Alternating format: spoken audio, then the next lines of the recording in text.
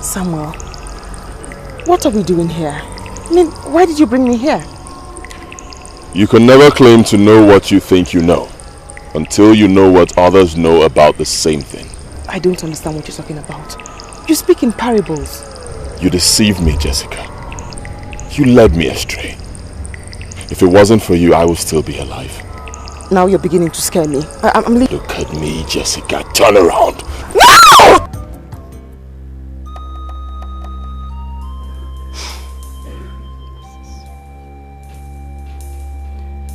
I'm sincerely sorry for him. The spirit of your late husband may be at work. Are you talking about? He castigated and made mockery of your husband simply because he had no son. Don't you know the reason they treat you the way they do is simply because that you don't have a son? And now, a few months after your husband's death, his son, his only son, died. Are you not seeing what I am seeing? The spirit of your late husband struck the boy dead to maintain a level of equilibrium. The spirit of my husband cannot do that. Huh? Well, if you say the spirit of your late husband cannot do it, then it must be the law of karma.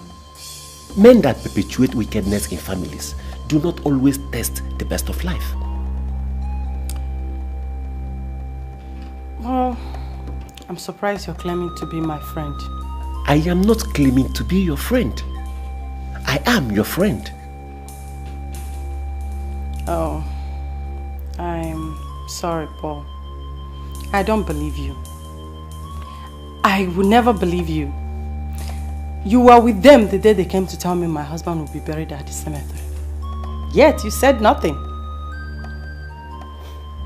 No. I told them what they were about to do was wrong and against any known custom. The reason why you think I didn't tell them anything was because I didn't say it in your presence. They rejected what I said, and now the law of karma is made manifest in them. So where would the boy be buried? In his compound, at a particular point in his ubi.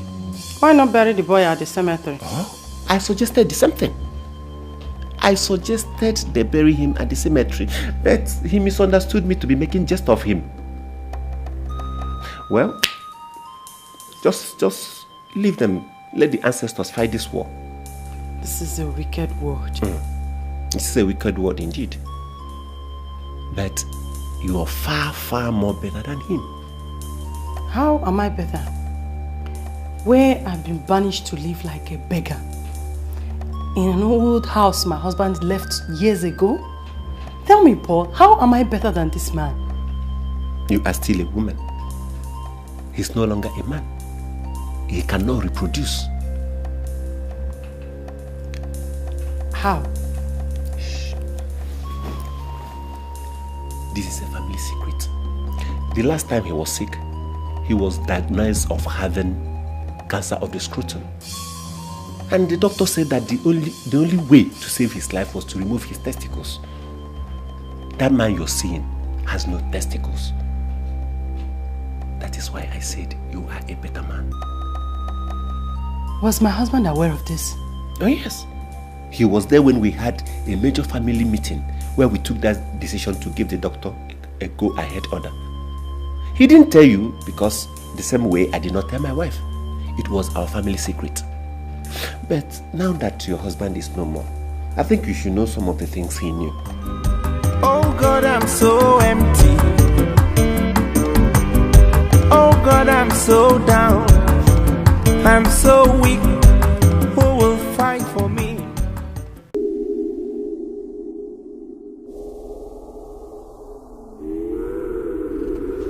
The spirit of death has found its way into your family.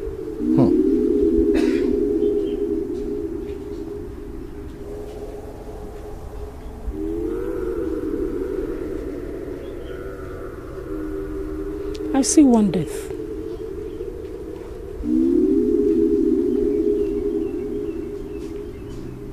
Then I see another.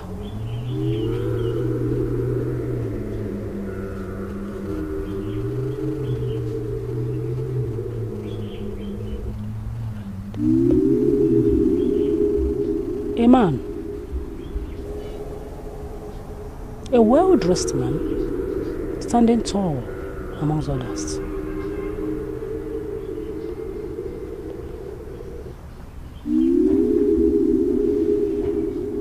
He's asking me to tell you to always stand by the truth.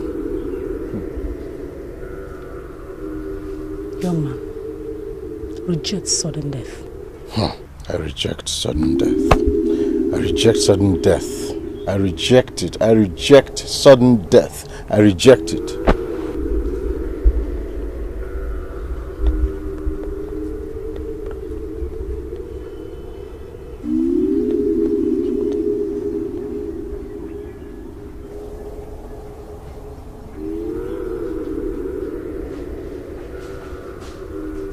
You must not bury him in the compound.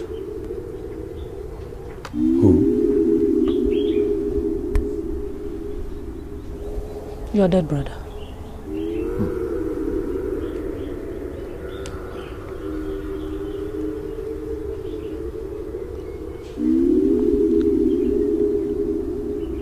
He belongs to the gods.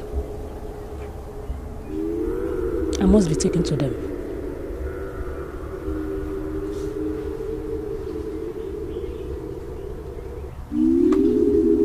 If you bury him in the compound, you will ignite the wrath of the gods against your family. But can this be avoided?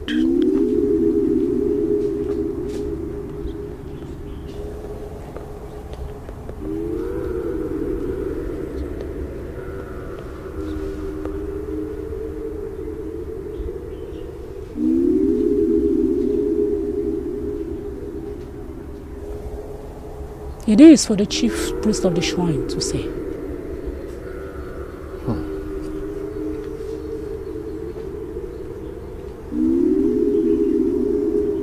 Or you tell the wife, tell her to return what her husband owes the partner.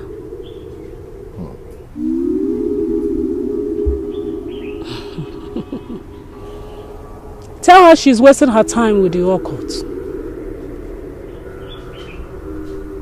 The gods, they are far bigger than the occult.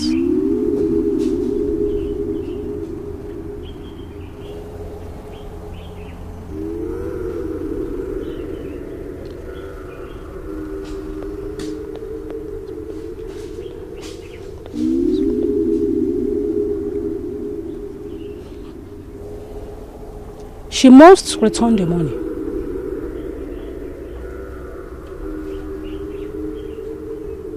She must release that money. Tell her she must release the money. I was warned in a dream that we must never bury you in the compound, but he never listened. You mean my only son to be buried in the bush? It was the idea we bury our brother at the cemetery and rent his house. That is his house. He was a proper chief in this village. And you made me support you. We buried him at the cemetery. Can't you see everything is going wrong? My children are no longer showing sign of progress. And your son's dead. My business is no longer progressing since I injected that proceed into it. Can't you see everything is going wrong? Now, are you insinuating that my son's death in faraway Australia is connected with this? I can't see you reasoning properly. I can't. Our wife took the case to the shrine. What? To which shrine? And who gave her the audacity to take the family to the shrine? This is no time to shout. We acted wickedly.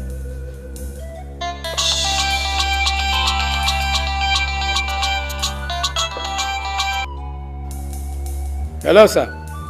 Ozabule, I'm already waiting for you at the VIP lodge of Hotel Millennium. It is very urgent. Meet me here 4:30 p.m. and don't fail. I hope there's no problem, sir. Not important until I see you. 4:30 p.m. and don't fail. Okay, sir.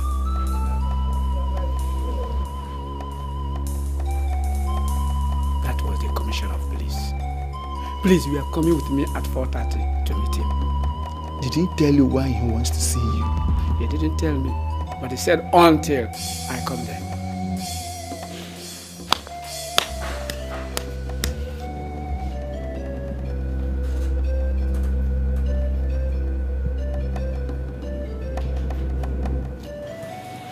Commissioner, sir, I was with Ozobudi when he called. I decided to come with him. For the past few minutes, he'll be staring at us. Any problem?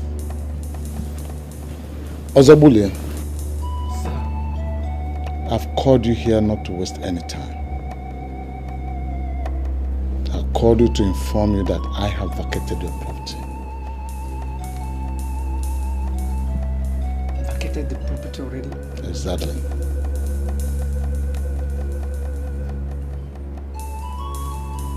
Impossible.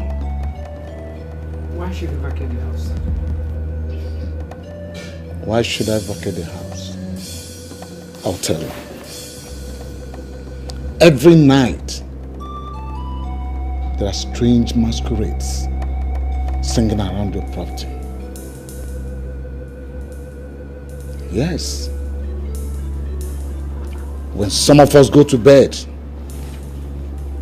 the singing will start. When we wake up, we will not see any masquerade. But I know, I am old enough, I am a lot experienced. I know what is happening. And that is why I decided to quit the property. So, I've called you here for two reasons. One, to inform you about this development. And two, to ask you for my refund. You are refund? You're not deaf.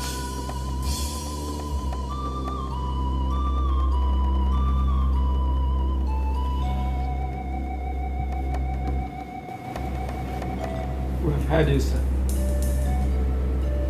Please, give us a few days to sort out this matter. We shall be back with you. Few days, you said. Yes, sir. I'll give you 1 week. 1 whole week. But don't allow me to send my men after you. Thank you, sir. We shall be back with you in a few days'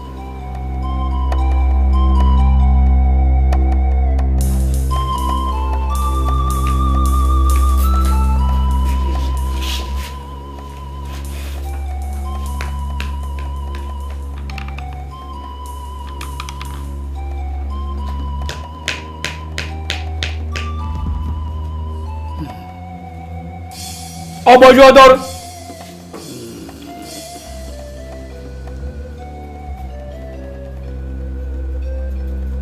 What do I do?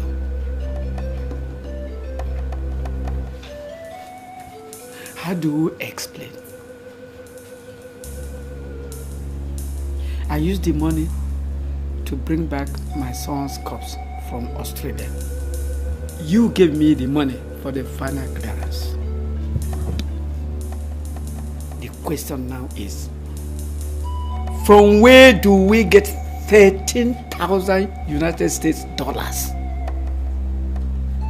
Apart from the one I gave you for the clearance, I still have mine. Eh? Though I invested into my business, I can still pull it from there. You try and get something, and I will get mine. I don't want police case, please. Can't you see the gods are against us? The police could be more dangerous than the gods. Zako,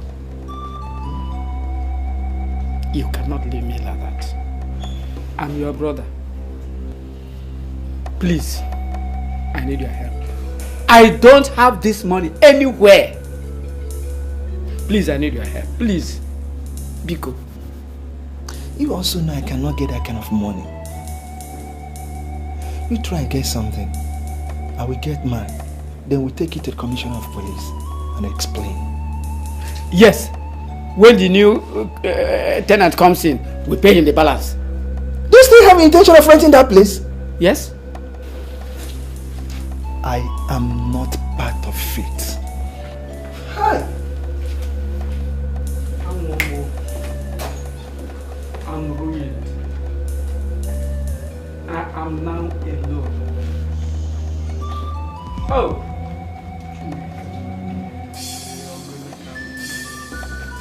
Hey! Oh, ojú àpò wà ní.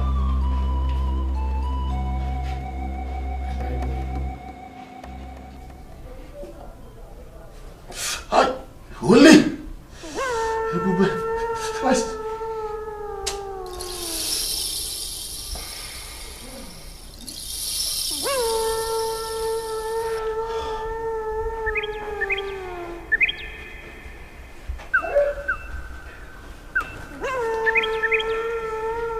If you give that man his 30%, you will still have the rest of the money. Yes. I know I will still have the rest of the money. But I'm concerned about what people will say. I can't destroy myself by giving him that money. That's why I've come to you. Think less of ego and think about your life. I don't know how long the postponement will last. But I see death. I see death! And I know that this death will come. Prophet, why are you still talking about death? I've given you a lot of money. Is there nothing you can do?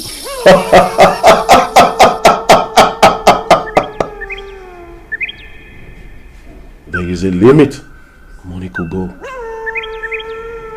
These are gods and not spirits.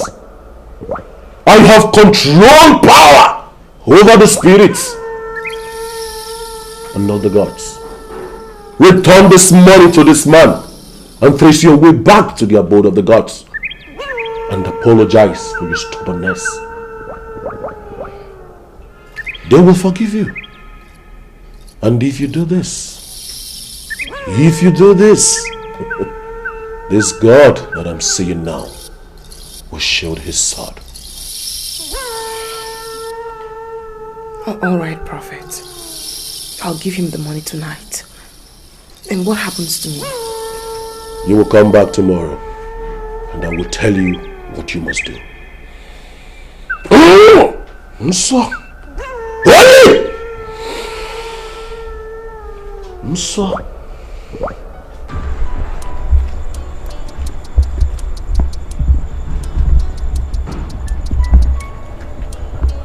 Hello?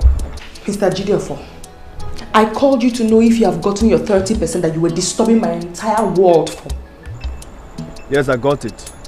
Now listen to me. I want you to do yourself a favor and go to the shrine and appease the God. Go to hell with your shrine. Do you hear me? Go to hell with your shrine. Rubbish.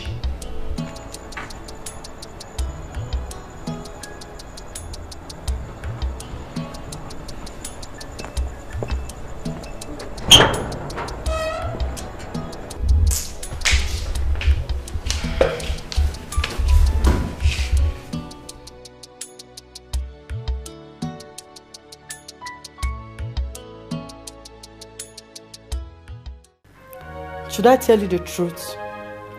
I know exactly what is running through that head of yours. Let me be sincere with you, Paul. You are my late husband's brother. You should not even nurse the thought of sleeping with me. It is wrong and it's... Excuse me. I am very sorry. But there's nothing wrong in what I am asking you to do. I am very serious. I'm not tricking you into it. See, if you accept my proposal to remarry you, I will go straight ahead to the elders and inform them of my intention. And I will remarry you officially. Not that I so wish to sleep with you or anything, but to make sure to see if we could have a son for my late brother, so that he can inherit that big house. I am serious. I don't want to say that you're sick, but you're surely sounding as if you are sick already. Me? Sick? Okay. Can I tell you that you'll be going back to that house very soon. Which house? That big house. Go back and tell them that I will not share my house with the police commissioner. They sent me out of that house with traditional intimidation. The house my husband built with his sweat. I leave the gods to fight for me. The just shall live by faith, and I am living by my faith. Calm down. You are not sharing any apartment with anybody. The police commissioner ran away. He ran away and asked them to refund the money he paid. Where did you get this? I am telling you what happened. The gods sent Onyekulu and the masquerades. They disturbed them day and night until they ran away. What is Onyekulu? Onyekulu is an ancient masquerade. He doesn't appear often because of sins of men. Too many sins of men. But normally when he appears at the back of an evildoer. He'll be calling the person's name morning, night, afternoon, morning, night, afternoon, until the person repents or he dies. Excuse me.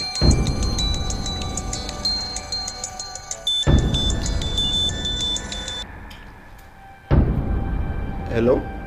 I don't know your exact location, but I can confirm to you that Ozobulie is dead. What? Tell me you're joking. He hanged himself. When did this happen? Just now. The body had just been discovered dangling in the ceiling fan in his room. This is more than mere abomination. Please come over immediately. I'll be there.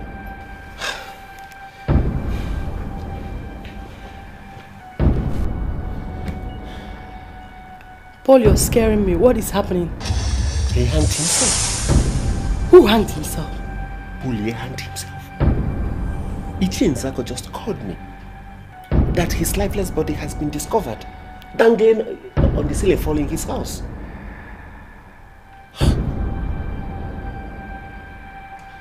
I must go now. I'm so weak. Who will fight for me? I'm done crying. Who will do the fight?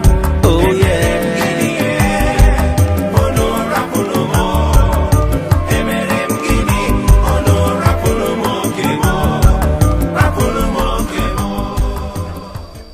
You know, you better have some man. Please sit down. No, thank you. No. Well, wait, what is it? I am happy you are here for the Thanksgiving. It shall be well with you. He said. It shall be well with you too. Thank you, my son. We actually pleaded with her to come with us, but she refused. Oh no, don't worry about her. We don't have to dignify her by sitting here to discuss her. She is up against the gods. And whatsoever any man sows, that he shall reap. You can go now. Thank you, Nana. Thank you. Thank you, sir. That is it, bro. Thank you.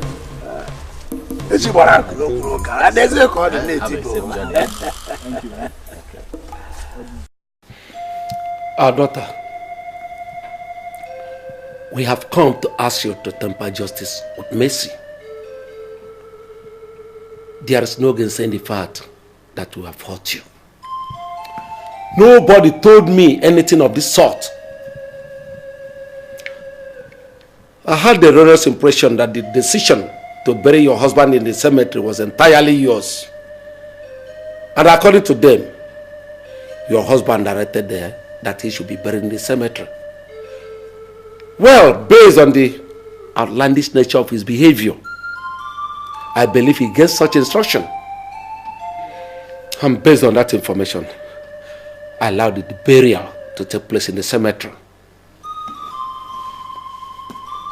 But Nzako, unu mela alo. Okenye ada no nu ewu amu anu ogbele. Our wife, we understand they repeated the matter to Shrine. I don't blame you. If I were in your shoe, I would report the matter to 7 shrines. Which of the shrines do you report it to? so that we know how to solve our problems.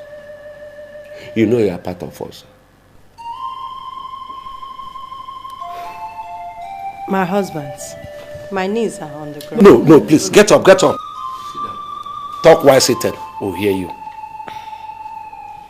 It's strange that you were told lies. I actually showed them where my husband said he'll be buried once it happened. But they choose not to listen.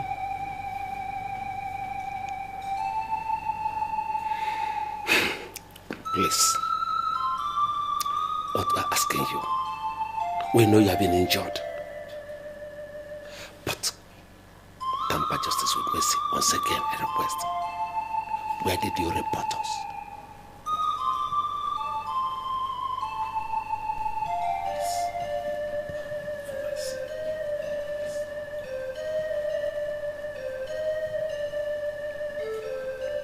Well, at Ogugweziebe. My sister directed me there, so I went to ask for help.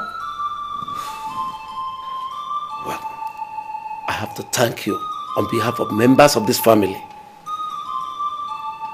You don't know what you've done for this family by giving us this information. Thank you once again. We shall get back to you. Gentlemen, let's move. Okay. Let's see, man.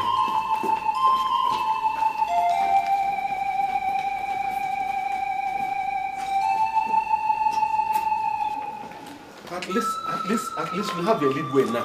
Yeah? We have a leadway. But gentlemen, you see, Ogugweziebe is not such a date we shall approach without preparations. We have to prepare ourselves well. I don't know what you mean by that. My life is gradually being destroyed. Now she has told us where she reported. Let us go immediately. Zako, you don't have to rush us. You don't have to rush us. Eh? At least give me a time to make some inquiries to know how to approach such a mighty deity like Eziebe. It's right. It's right. We don't have to rush anything. We don't have to. Since we are not living right now, can I ask for a few minutes? Let me go in there and see if I can get some more vital information from her. You know how women behave. He has a point. He has a point. He has a point. Do so. Let's go. We'll be moving.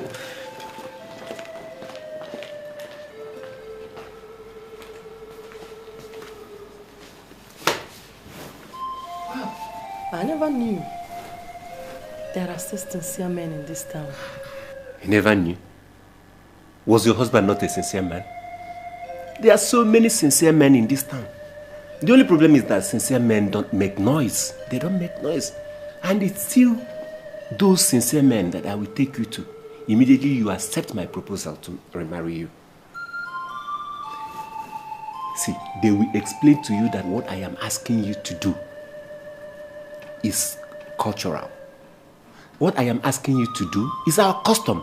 It's not a taboo. You're not looking at me. Look at me now.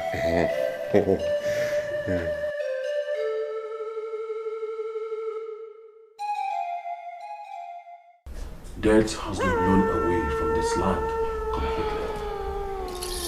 But I will assure you that your life is intact, at least for 1 whole year.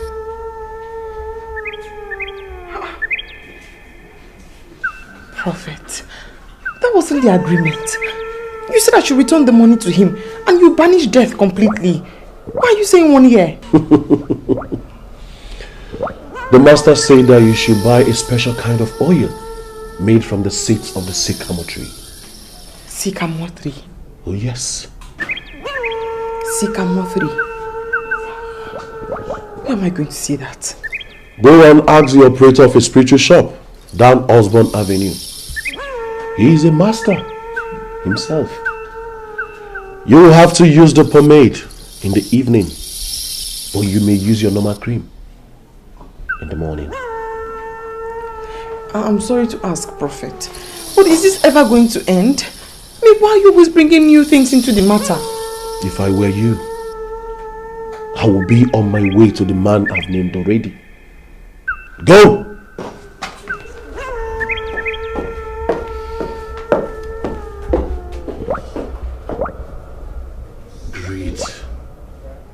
Greed and death are like twins.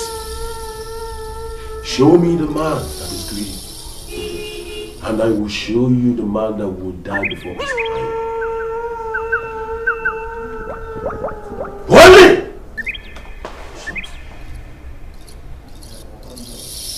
Holy!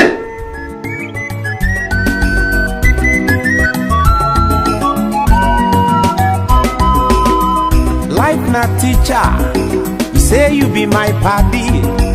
This one you dey show, no be so we take plan. I bring the deal, I bring better for table low. You come they take and pose, you come they take me they play.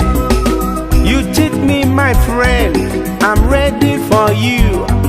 On top my money, hey, you come they make nyanga.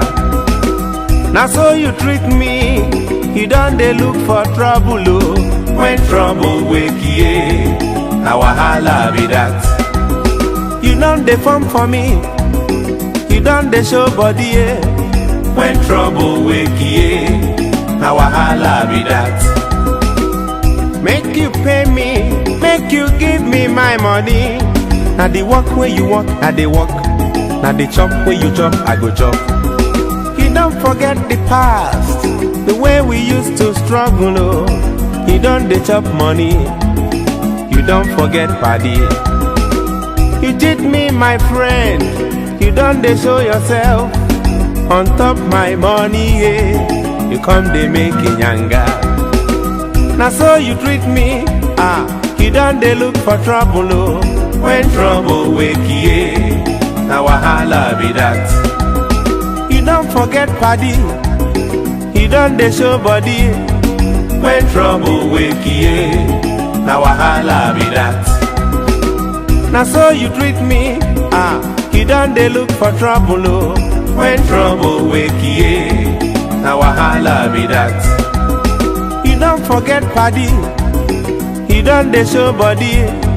When trouble wake, yeah, now wahala be that. Now so you treat me, you done they look for trouble, oh. When trouble wake, yeah, now wahala be that. You don't forget paddy, you done they show body. When trouble wake, yeah, now wahala be that.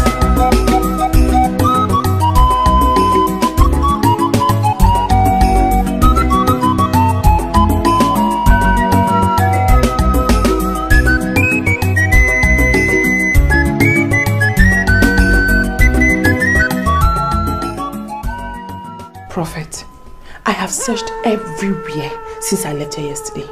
I have searched the nook and crannies of this town, and I can't find the oil. Most people do not even know that oil. Is there nothing else you can do?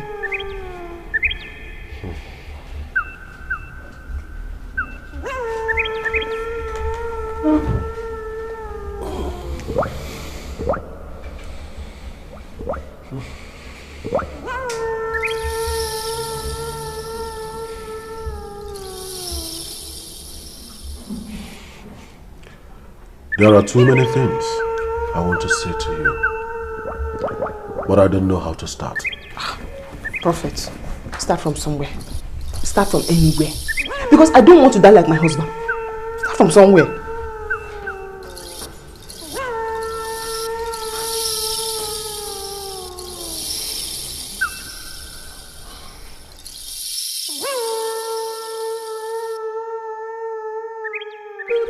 The chief priest.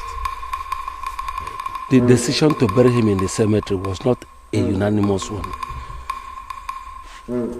You see, they told us lies when we conveyed to discuss the burial.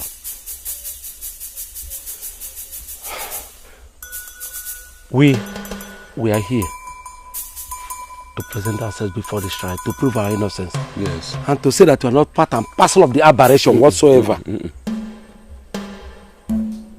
May I know the names of the men who told the lies that deceived everybody?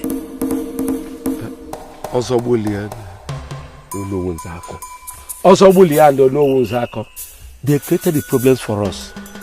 They alleged that our late brother told his wife to rent the house once it's late, and also to bury him at the cemetery, as the presence of the grave in the compound will scare the tenants. We had every cause to believe them, because our brother has been in the habit of outlandish behavior. He was capable of taking such decision. So that's why we believe immediately. Yes. But we have come to realize the truth. Speak clearly. What do you want?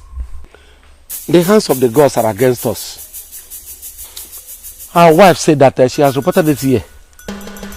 Also, Bully has hanged himself. But before then, his son, the only son for that matter, yes, who was studying medicine overseas, in Australia to be precise, died mysteriously in a swimming pool. Even our newly married ones have not conceived for over a long time. Those who are due to deliver have refused to deliver.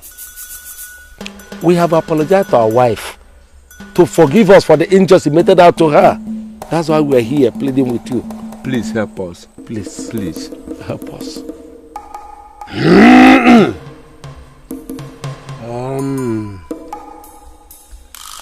I want to confirm to you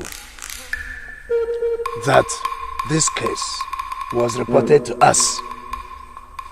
And immediately, we took it to Ogugu. She arose for war. But before Ogugu could reach your family, the spirit of your ancestors had risen to address the injustice.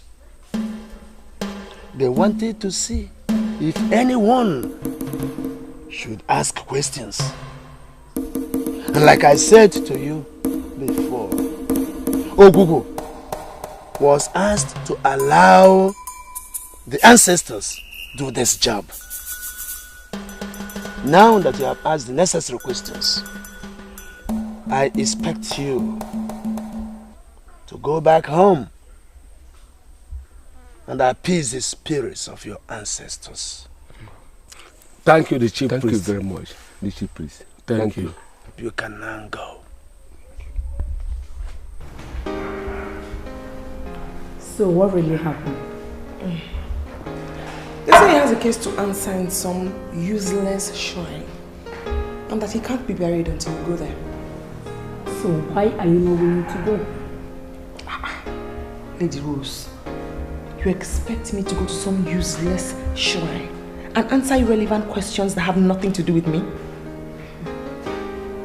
It's for the sake of the dead. We are talking about your husband here. That man needs some peace. If all men are unwilling to give you peace, you, as the wife that he loves so much, to the best of my knowledge, should give him peace. I have tried to give him peace. I went and got some undertakers to bury him, but his useless brothers and sisters refused. Why? They want to go to the shrine. This is madness, because I will never go there. I won't. Let me tell you the truth that I know very well. The shrine kills. The shrine cannot kill. I don't want you dead. That's why I'm asking you to go. It is good you've returned the money to the man. They're insisting you come. That means there's some issues to be resolved. Don't expose yourself to the wrath of gods.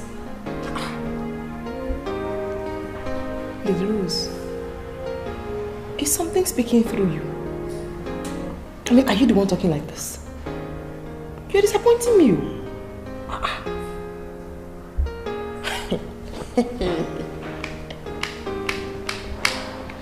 Hey, Lady Rosie, you are surprising me. See what you're saying?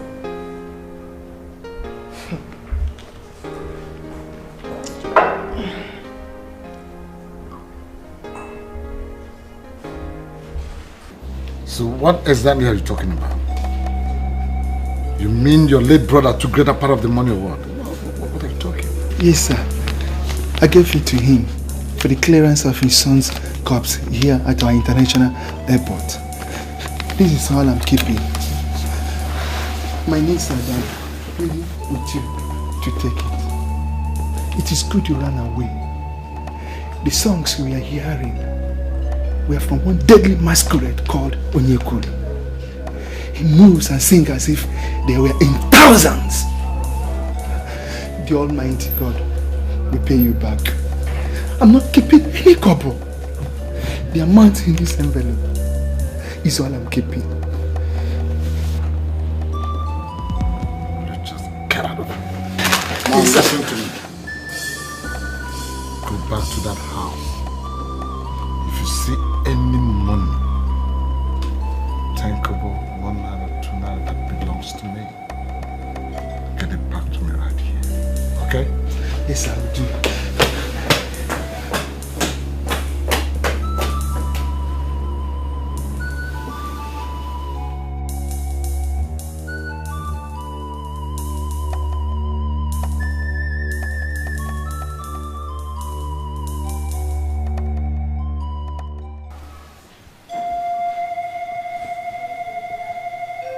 Has she forgotten the time? She's supposed to be here by now. Maybe she's painting her face. She has never ceased to see herself like a girl. I am sure she's painting her face. The man is married off, ma. Will you stop castigating that woman? Elders, please caution Moye not to castigate that woman. If she's painting her face or not painting her face, Moye, is it your business? Why are you attacking me, Paul? You know that I'm telling the truth. You're telling the truth indeed. You see what I am saying? We are here on a serious issue. A burning issue. And Moye here is trivializing it. Moye, why? My people, Nnamaka is our wife. We should learn how to treat and respect her. See, let me tell you, if we learn how to treat and respect women that we marry from other lands, then we expect men that marry our women from other lands to respect them too. Let us be serious for once. Let's wait. My husband, I wrote you. Sit down. Our wife. We have gotten everything required for the cleansing of the compound. Actually, the problem is ours and not yours. We've just called you in to know what we are doing. All we require from you is to give us your consent, and then we shall carry on with the cleansing of the compound. It will take place this midnight. I don't have any problem with that. Good. Honorable Zako will bring in your daughters this night.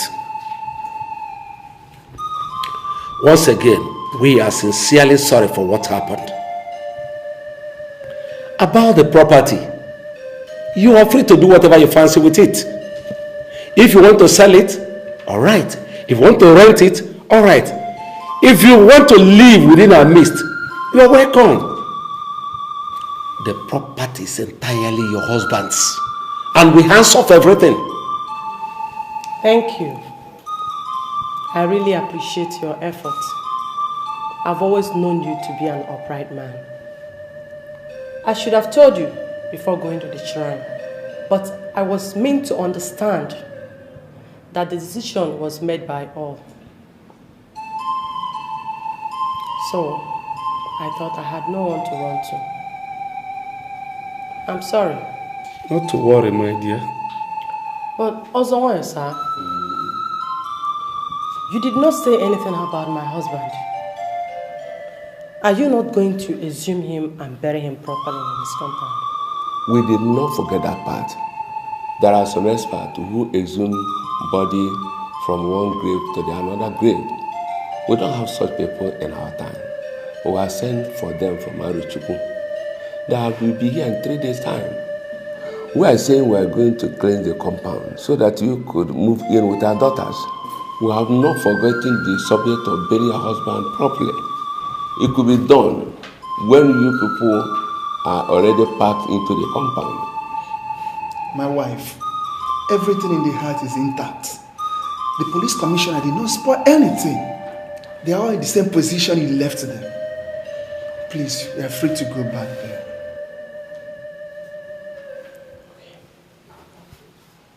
Nana, you must take heart. Just take it easy. Sister, people will think that we are cursed. Some are speculating that already. You lost your husband, now I've lost mine. Oh, that's nonsense. We're not cursed and you know that. Who can curse us? Just 4 days into the marriage, I lost my husband. A man sleeping in the same bed with me. Have you made any investigation? Like, has his family asked questions, like investigated his death? His brothers arrested one lady for complicity in his death. A lady? Yes. How? From what I gathered so far,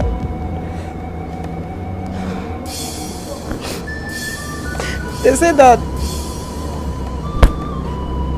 he met the lady when he was still very young. The lady was a primary school teacher.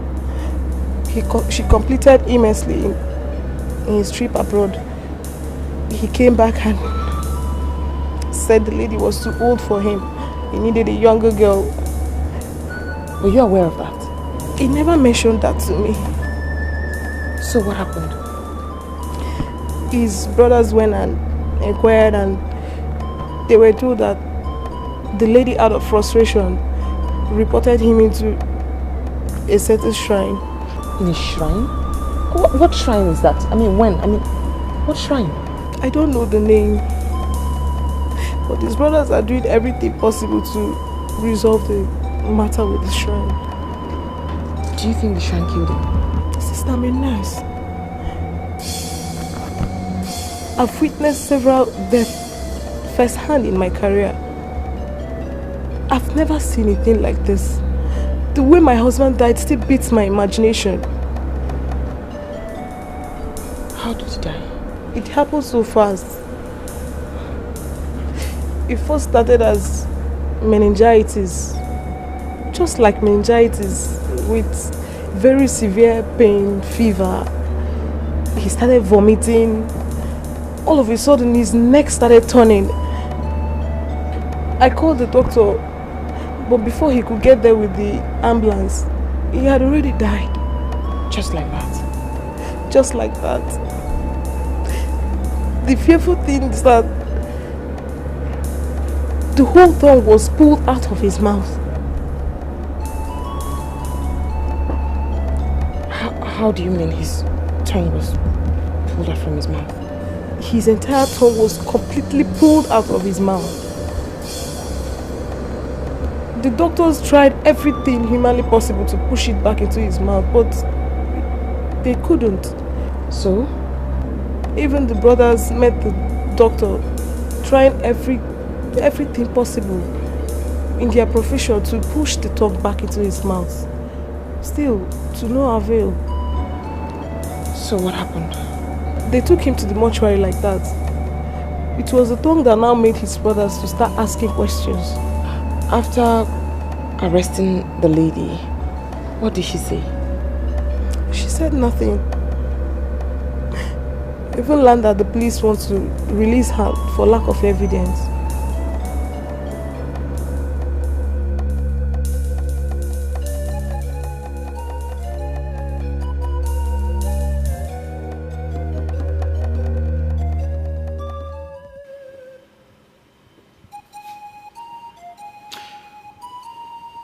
I have looked into the various allocations in this market and I saw that you have 15 stores in your name. And that is the highest any individual can ever have. And what about it? Mr. Sula, I am paying rent on all these stores that are listed in my name. I want to understand the meaning of that statement you just made. Well, what I'm saying, Chief, is that we have rules guiding this market. We make all the laws. In fact, we own this market. That is not the issue, Chief. But whoever allocated such number of stores to you violated the policies and rules of this market. Nonsense. So what are you insinuating? Mr. Slow, are you insinuating that you want to take all these stores away from me and give to someone else? Is that what you're insinuating, Mr. Slow? I'm asking you. Well, Chief, taking the shops away from you and allocating it to some other persons is really an option which I've not really considered. Although there's the possibility anyway. You see, I intend making the masses to have a feel of this democracy. Well, Chief, I'm afraid to tell you that the stores you applied for cannot be granted anymore. Is it? Yes. In that case, I am going to call the local government chairman. I put him there for him to protect us, to manipulate him all the time. Listen to me, Mr. Slow. I am moving from this office. You are leaving this office, Mr. Slow. Look at you. Another market master talking to me with impunity.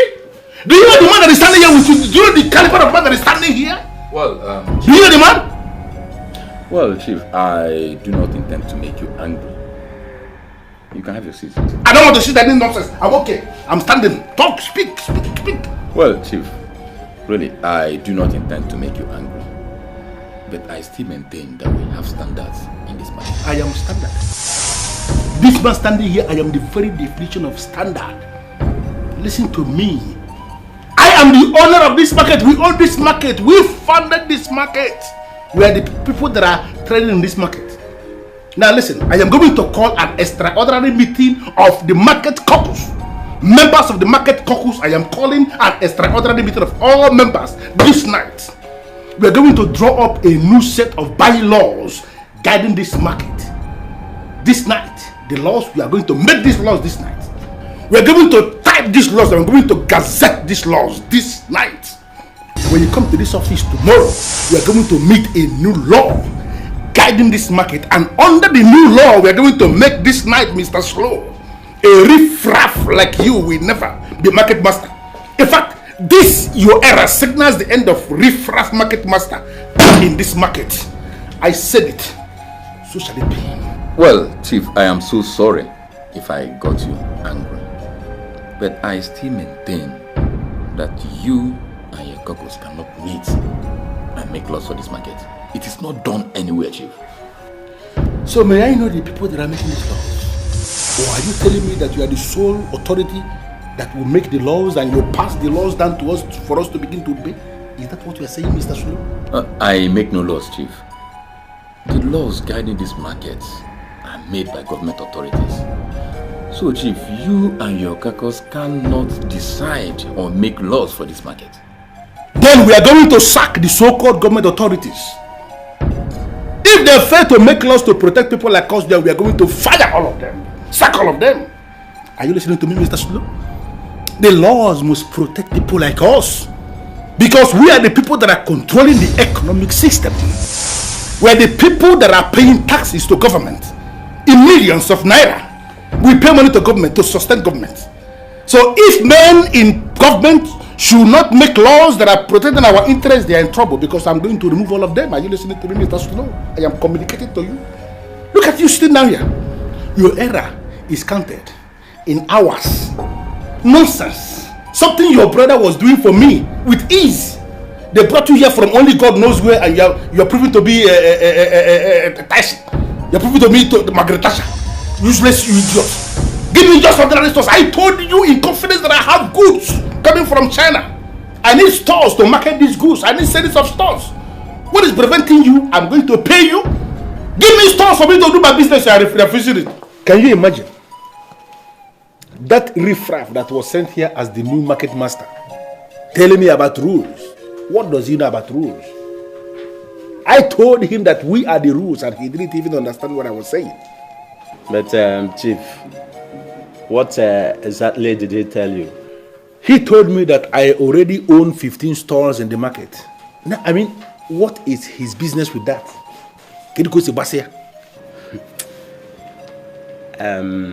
Is he planning to cut the number of your shops? You put one name. Chief. That idiot that was sent here as the market master looked me in the eyes and told me that cutting down the number of stores I own in the market is actually an option he has not considered. Can you people understand it? I called us here this night as my colleagues in the market caucus because I want us to take a decision. I want us to come up with new set of rules that will streamline how this market should be run from now onwards. Because I want us to deal with that riffraff. I want us to deal with the idiot. Chief, could you please tell us exactly what he said? He was very emphatic. That idiot that has no money, that cannot boast of just 1 million naira anywhere on earth, was telling me that my application for additional stalls in the market has been rejected. Can you imagine that? Did you actually apply for more shops? Igwe, I don't understand what your problem is. Of course, I applied for 3 additional stores in the market. Or do you think I don't have the right to expand my business tentacles? I am a man on the move. I keep expanding. Do you have any problem with that? I'm asking 3 of you. Do you? Chief, you shouldn't have more than 3 shops in that market. That is true. You already have 15 shops and applying for more. Chief, I don't know.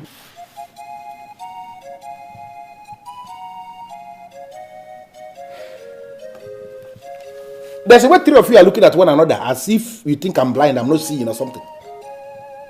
3 of you are looking at yourselves as if you have gone to discuss with that idiot in the market office. Have you gone to discuss with him? No, Chief. We did not discuss anything with him. You are just attacking that young man unnecessarily. But I'm talking at I'm not attacking the man because the man has already dug his own grave. In fact, the man is digging his grave. And let me tell you one thing. If any man has succeeded in digging his own grave, I will push him inside the grave. If I see any man that wants to die, I will help him to die faster. You see a trailer that is coming towards you. That trailer has lost control. It has no brakes. The driver is shouting, calling for help. And you are standing in front of this trailer because you have some set of rules in your hand. That trailer is going to crush you and is going to crush your set of rules. This man that is sitting here, I am that trailer. I called us here because we are all colleagues in the market caucus. I want us to work together. But if you refuse to work with me instead of my way, I will crush everybody. Chief. I can go alone, yes? We sincerely don't understand you, Chief. We simply do not see anything wrong with the young man's submission. Allow others to get allocation. 15 stalls in strategic places in the market should be good enough for anyone. Be reasonable, Chief. Okudele. Am I the one you are calling unreasonable? Okudele. Is it because I called you for this meeting? I'm just trying to be realistic. No, Chief, it's not like that. Try to understand him. Try to understand. No, let's reason. Let's try to be reasonable here.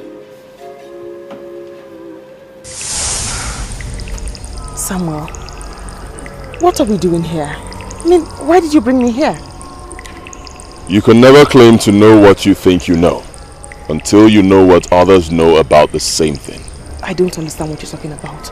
You speak in parables. You deceived me, Jessica. You led me astray. If it wasn't for you, I would still be alive. Now you're beginning to scare me. I'm leaving. Look at me, Jessica. Turn around. No! Wait! No! My God. Thank God it was a dream. Why would he want to kill me? He was the one who brought the idea of stealing the money.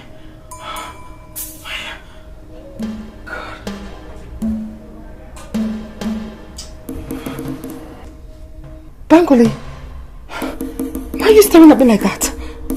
You're not even showing concern. If you leave this apartment in the morning, do not come back. Excuse you? Are you talking to me? You had me right. See, you made me go against my personal decision not to sleep with any other man's wife. You ruled me to sin, and I have repented of that sin. Yes. Do not call me again. Don't be silly. I intend to travel to Europe with you. I have enough money to wipe away your sorrow. And I'm telling you this now that I'm not interested. I have no other sorrow except you. And I've determined to cut it off with you. I want you to read my lips. I owe you nothing. The next time I get to see your filthy legs inside this apartment, you forget the day you met me. Oh, you read my lips, young man. If you ever try that, you will regret it. I will so deal with you in all the nooks and crannies in this town, you will regret it. Actually, you will seek for suicide as an option. You are stupid. You are mad. In fact, you are crazy. You first of all survive what is coming to you before you think of dealing with anyone. See, ladies like you are the main reason why many men are afraid of getting married. You killed your husband, eh? You think I cannot tell you that? Eh? How dare you speak to me in that tone?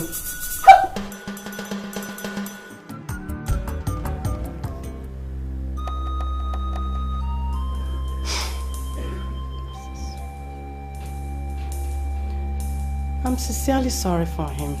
The spirit of your late husband may be at work. Are you talking about? He castigated and made mockery of your husband simply because he had no son. Don't you know the reason they treat you the way they do is simply because that you don't have a son? And now, a few months after your husband's death, his son, his only son, died. Are you not seeing what I am seeing? The spirit of your late husband struck the boy dead to maintain a level of equilibrium. The spirit of my husband cannot do that. Huh? Well, if you say the spirit of your late husband cannot do it, then it must be the law of karma. Men that perpetuate wickedness in families do not always test the best of life. Well, I'm surprised you're claiming to be my friend. I am not claiming to be your friend. I am your friend. Oh, I'm sorry, Paul. I don't believe you. I will never believe you. You were with them the day they came to tell me my husband would be buried at the cemetery. Yet you said nothing. No. I told them what they were about to do was wrong and against any known custom. The reason why you think I didn't tell them anything was because I didn't say it in your presence. They rejected what I said, and now the law of karma is made manifest in them. So where would the boy be buried? In his compound, at a particular point in his Ubi. Why not bury the boy at the cemetery? I suggested the same thing. I suggested they bury him at the cemetery, but he misunderstood me to be making jest of him. Well, just leave them. Let the ancestors fight this war. This is a wicked word. This is a wicked word indeed. But you are far, far more better than him. How am I better? Where I've been banished to live like a beggar. In an old house my husband left years ago. Tell me, Paul, how am I better than this man? You are still a woman. He's no longer a man. He cannot reproduce. How? Shh. This is a family secret. The last time he was sick, he was diagnosed of having cancer of the scrotum. And the doctor said that the only way to save his life was to remove his testicles. That man you're seeing has no testicles. That is why I said you are a better man. Was my husband aware of this? Oh yes. He was there when we had a major family meeting where we took that decision to give the doctor a go-ahead order. He didn't tell you because the same way I did not tell my wife. It was our family secret. But now that your husband is no more, I think you should know some of the things he knew. Oh God, I'm so empty. Oh God, I'm so down. I'm so weak. Who will fight for me?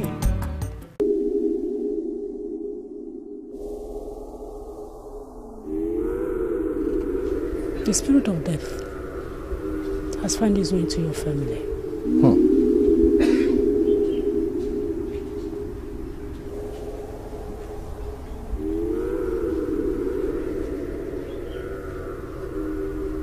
I see one death.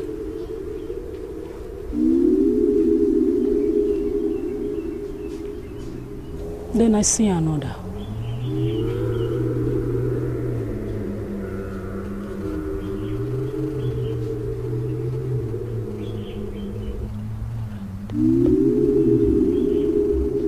man. A well-dressed man, standing tall amongst others.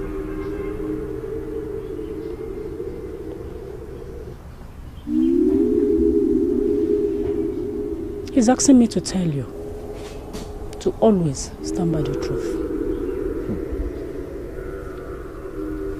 Young man, reject sudden death. I reject sudden death. I reject sudden death. I reject it. I reject sudden death. I reject it.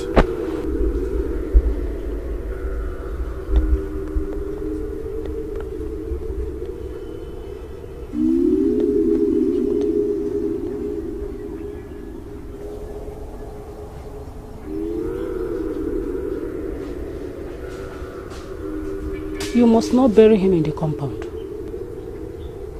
Who? Your dead brother.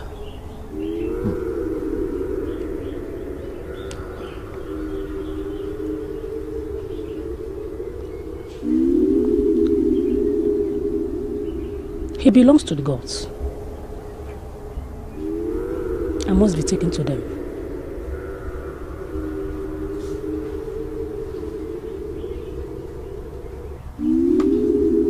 If you bury him in the compound, you will ignite the wrath of the gods against your family. But can this be avoided?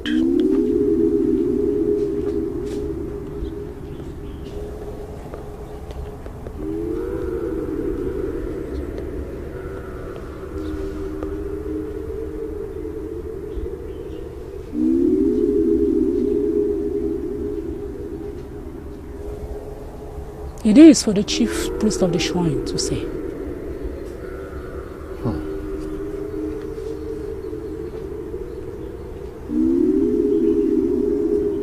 Or you tell the wife, tell her to return what her husband owes the partner.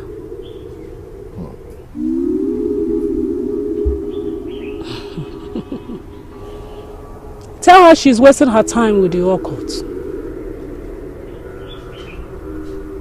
The gods, they are far bigger than the occult.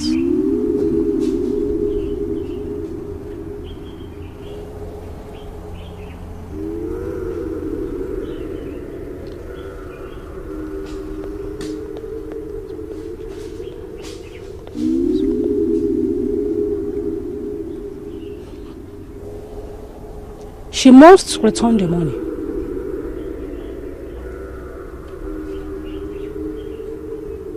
She must release that money. Tell her she must release the money. I was warned in a dream that we must never bury you as in the compound, but he never listened. You mean my only son to be buried in the bush? It was the idea we bury our brother at the cemetery and rent his house. That is his house. He was a proper chief in this village. And you made me support you. We buried him at the cemetery. Can't you see everything is going wrong? My children are no longer showing sign of progress. And your son's dead. My business is no longer progressing since I injected that proceed into it. Can't you see everything is going wrong? Now, are you insinuating that my son's death in faraway Australia is connected with this? I can't see you reasoning properly. I can't. Our wife took the case to the shrine. What? To which shrine? And who gave her the audacity to take the family to the shrine? This is no time to shout. We acted wickedly.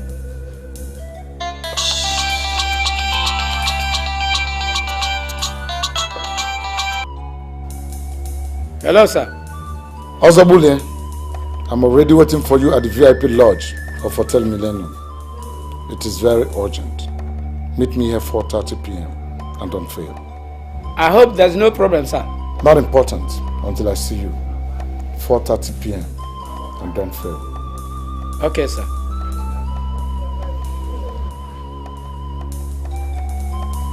That was the Commissioner of Police. Please, you are coming with me at 4:30 to meet him.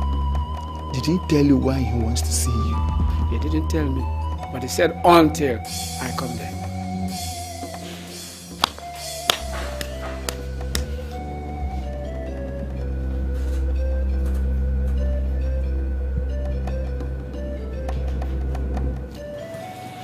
Commissioner, sir, I was with Ozobudu when he called.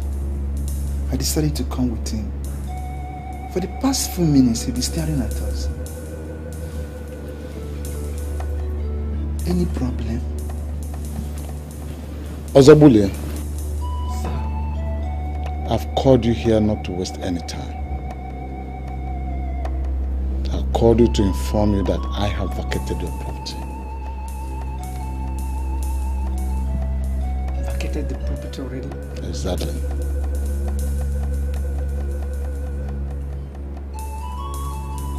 Impossible. Why should you vacate the house? Why should I vacate the house? I'll tell you. Every night, there are strange masquerades singing around your property. Yes. When some of us go to bed, the singing will start. When we wake up, we will not see any masquerade. But I know, I am old enough, I am a lot experienced. I know what is happening. And that is why I decided to quit your property. So, I've called you here for two reasons. One, to inform you about this development. And two, to ask you for my refund. You are a refund? You're not deaf.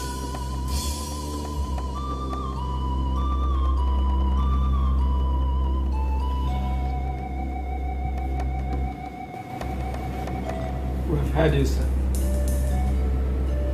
Please, give us a few days to sort out this matter. We shall be back with you. Few days, you said? Yes, sir. I'll give you 1 week. 1 whole week. But don't allow me to send my men after you. Thank you, sir.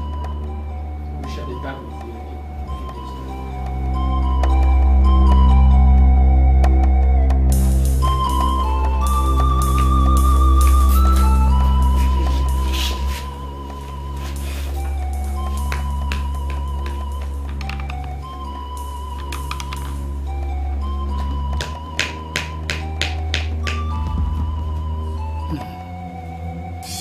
Obojodor.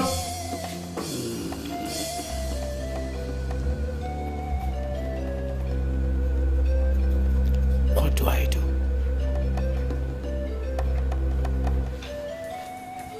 How do you explain?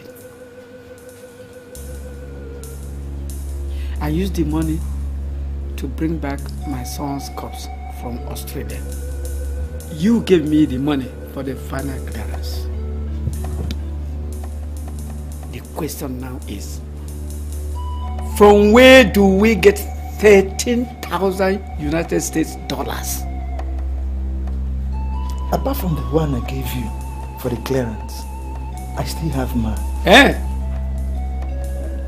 Though I invested into my business, I can still pull it from there. You try and get something, and I will get mine. I don't want police case, please. Can't you see the gods are against us? The police could be more dangerous than the gods. Zako, you cannot leave me like that. I'm your brother. Please, I need your help. I don't have this money anywhere. Please, I need your help. Please. Biko. You also know I cannot get that kind of money. You try and get something. I will get mine. Then we take it to the Commissioner of Police. and explain. Yes. When the new tenant comes in, we pay him the balance. Do you still have intention of renting that place? Yes. I am not part of it. Hi. I'm ruined. I am now alone. Oh.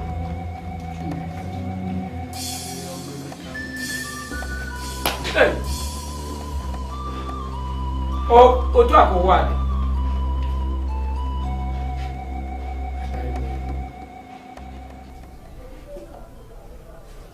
Hi, Holy. Ebube, Christ.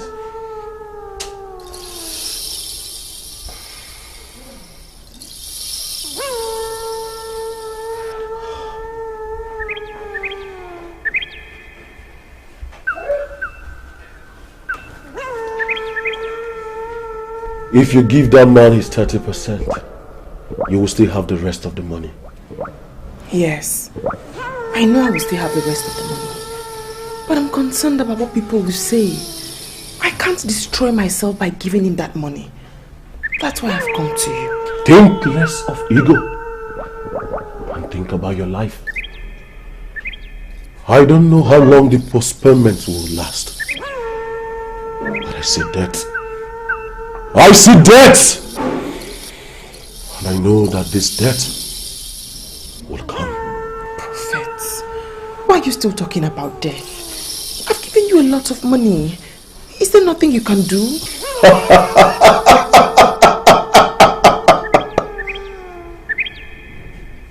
There is a limit.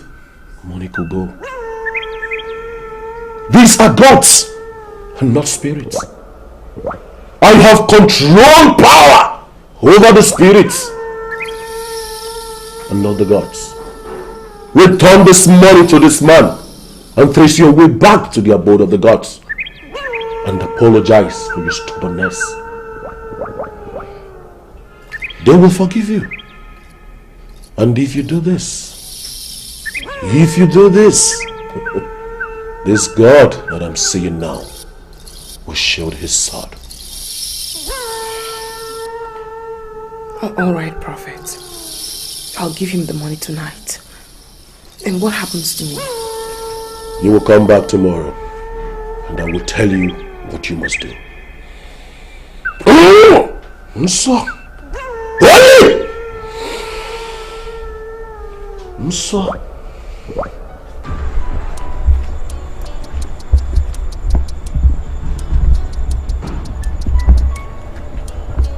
Hello? Mr. Jideofo, I called you to know if you have gotten your 30% that you were disturbing my entire world for. Yes, I got it. Now listen to me. I want you to do yourself a favor and go to the shrine and appease to God. Go to hell with your shrine. Do you hear me? Go to hell with your shrine. Rubbish.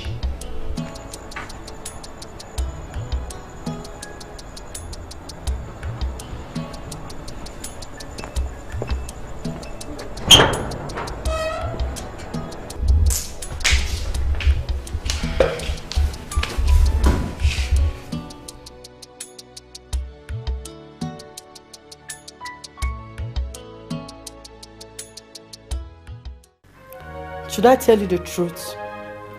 I know exactly what is running through that head of yours. Let me be sincere with you, Paul. You are my late husband's brother. You should not even nurse the thought of sleeping with me. It is wrong and it's... Excuse me. I am very sorry. But there's nothing wrong in what I am asking you to do. I am very serious. I'm not tricking you into it. See, if you accept my proposal to remarry you, I will go straight ahead to the elders and inform them of my intention. And I will remarry you officially.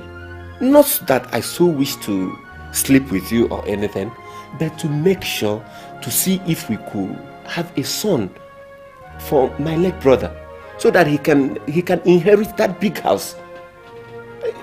I am serious. I don't want to say that you're sick, but you're surely sounding as if you are sick already. Me? Sick? Okay. Can I tell you that you'll be going back to that house very soon? Which house? That big house. Go back and tell them that I will not share my house with the police commissioner. They sent me out of that house with traditional intimidation. The house my husband built with his sweat. I leave the gods to fight for me. The just shall live by faith, and I am living by my faith. Calm down. You are not sharing any apartment with anybody. The police commissioner ran away. He ran away and asked them to refund the money he paid. Where did you get this? I am telling you what happened. The gods sent Onyekulu and the masquerades. They disturbed them day and night until they ran away. What is Onyekulu? Onyekulu is an ancient masquerade. He doesn't appear often because of sins of men. Too many sins of men. But normally when he appears at the back of an evildoer. He'll be calling the person's name morning, night, afternoon, until the person repents or he dies. Excuse me.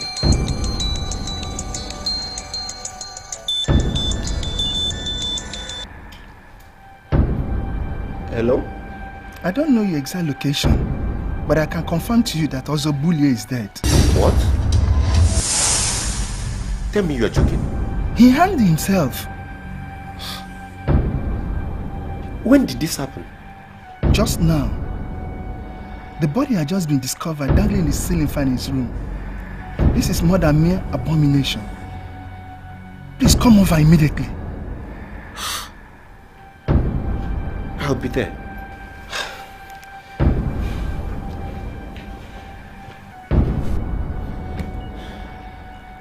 Paul, you're scaring me. What is happening? He hanged himself. Who hanged himself? Bully hanged himself. Ichi Nzako just called me that his lifeless body has been discovered, dangling on the ceiling fall in his house.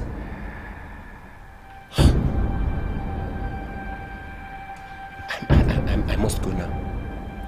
I'm so weak. Who will fight for me? I'm done crying. Who will do the fight? Oh yeah.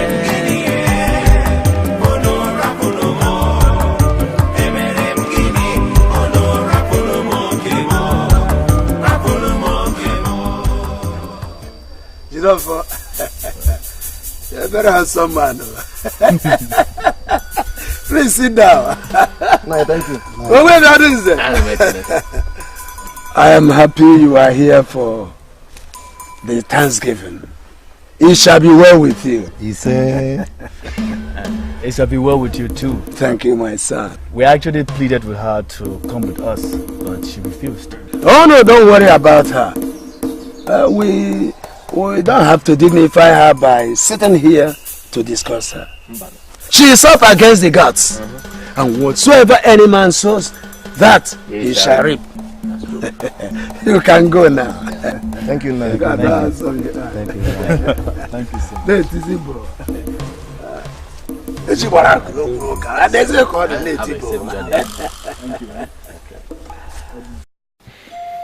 Our daughter,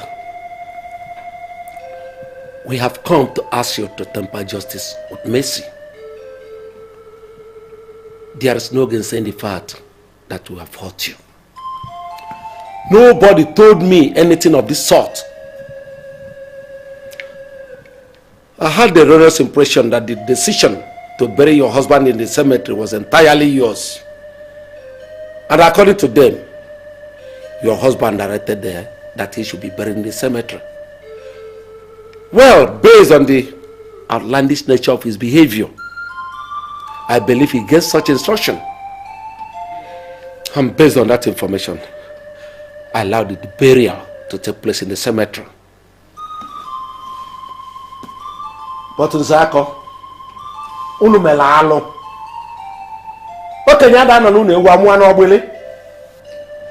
our wife, we understand they repeated the matter to Shrine. I don't blame you. If I were in their shoe, I would report the matter to 7 shrines. Which of the shrines do you report it to? So that we know how to solve our problems. You know you are part of us. My husband's. My knees are on the ground. No, please, get up. Talk while seated. We'll hear you. It's strange that you are told lies. I actually showed them where my husband said he'll be buried once it happened. But they choose not to listen.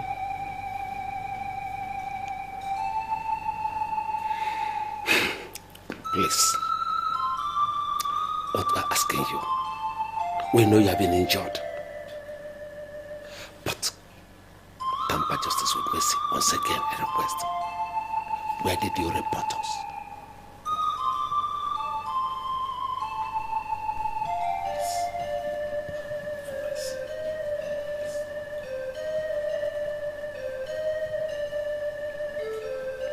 Well, at Ogugweziebe.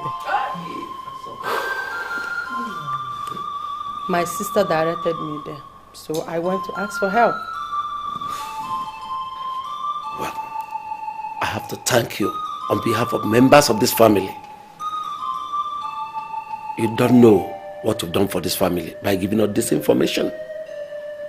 Thank you once again. We shall get back to you. Gentlemen, let's move. Okay. Let's see, man.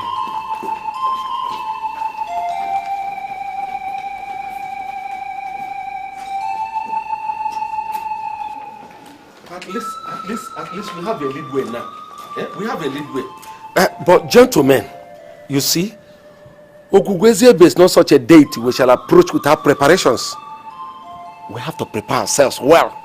I don't know what you mean by that. My life is gradually being destroyed. Now she has told us where she reported. Let us go immediately. Zako, you don't have to rush us. You don't have to rush us.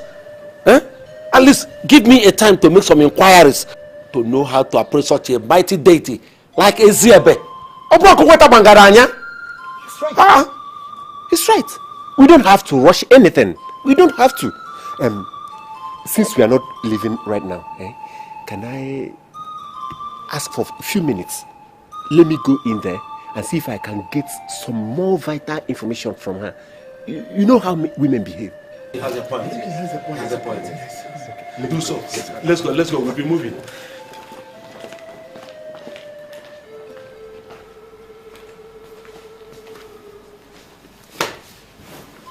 Wow. I never knew there are still sincere men in this town. You never knew? Was your husband not a sincere man? There are so many sincere men in this town. The only problem is that sincere men don't make noise. They don't make noise. And it's still those sincere men that I will take you to. Immediately you accept my proposal to remarry you. See, they will explain to you that what I am asking you to do is cultural. What I am asking you to do is our custom. It's not a taboo. You're not looking at me. Look at me now.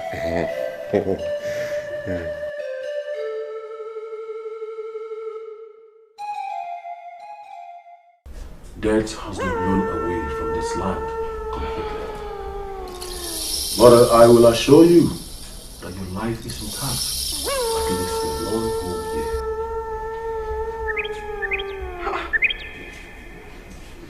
Prophet, that wasn't the agreement. You said I should return the money to him and you banish death completely. Why are you saying 1 year? The master said that you should buy a special kind of oil made from the seeds of the sycamore tree. Sycamore tree? Oh yes.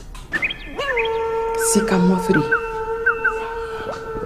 Where am I going to see that? Go and ask the operator of a spiritual shop down Osborne Avenue. He is a master himself. You will have to use the pomade in the evening, or you may use your normal cream in the morning. I'm sorry to ask, Prophet, but is this ever going to end? I mean, why are you always bringing new things into the matter? If I were you, I would be on my way to the man I've named already. Go!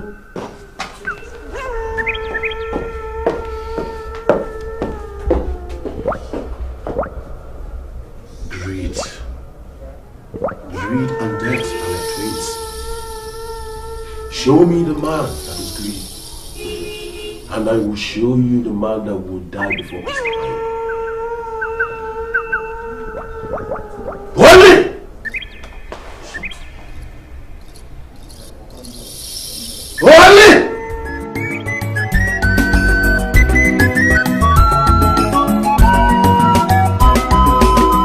Life na teacher, you say you be my paddy. This one you dey show, no be so we take plan. I bring the deal, I bring better for table low. You come they take and pose, you come they take me they play. You cheat me my friend, I'm ready for you. On top my money, hey, you come they make nyanga. Now so you treat me, you don't they look for trouble, oh. When trouble wake ye, now wahala be that. You don't they form for me, you don't they show body, eh. When trouble wake ye, now wahala be that. Make you pay me, make you give me my money. Now the work where you work, now they work. Now the chop where you chop, I go chop. You don't forget the past, the way we used to struggle, oh. You don't dey chop money, you don't forget party. You cheat me my friend, you don't dey show yourself. On top my money, yeah. You come dey make nyanga. Now so you treat me, you don't dey look for trouble, oh. When trouble wake, yeah. Now wahala be that. You don't forget party, you don't dey show body.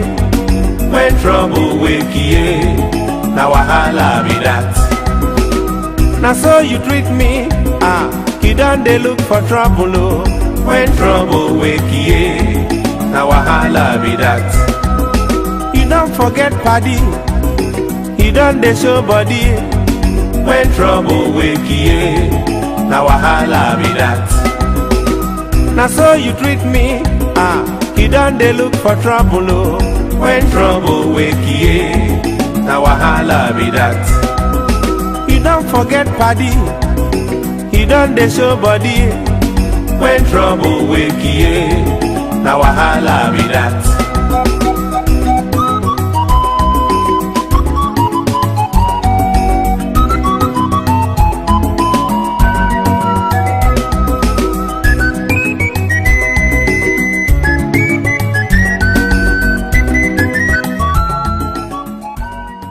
Prophet, I have searched everywhere since I left here yesterday. I have searched the nook and crannies of this town, and I can't find the oil. Most people do not even know that oil. Is there nothing else you can do?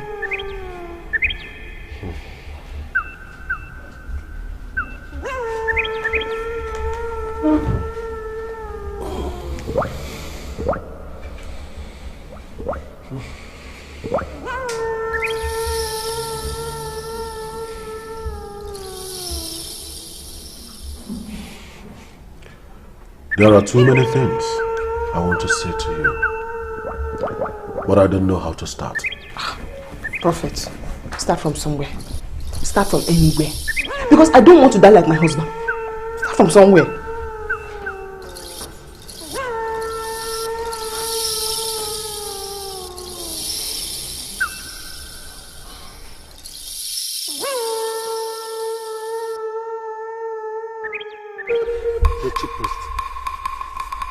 The decision to bury him in the cemetery was not a unanimous one. You see, they told us lies when we confined to discuss the burial.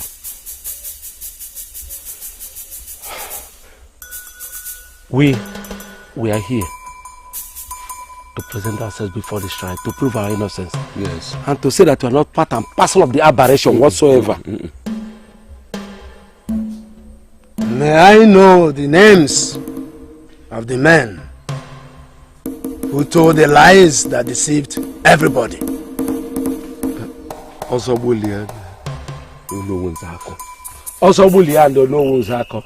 They created the problems for us. They alleged that our late brother told his wife to rent the house once he's late, and also to bury him at the cemetery, as the presence of the grave in the compound with the tenants. We had every cause to believe them because our brother has been in the habit of outlandish behavior. He was capable of taking such decision. So that's why we believed immediately. Yes. But we have come to realize the truth. Speak clearly. What do you want? The hands of the gods are against us. Our wife said that she has reported it here. Osobuli has hanged himself.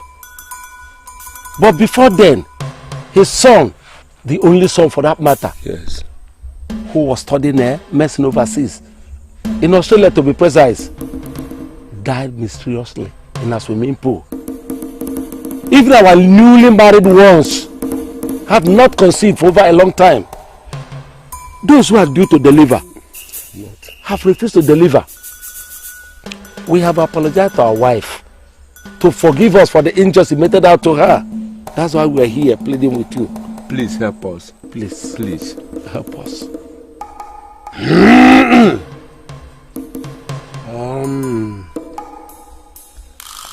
I want to confirm to you that this case was reported to us.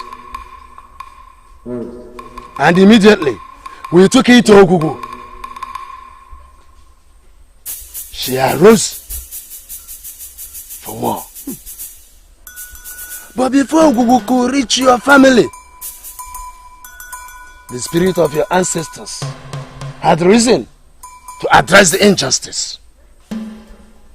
They wanted to see if anyone should ask questions.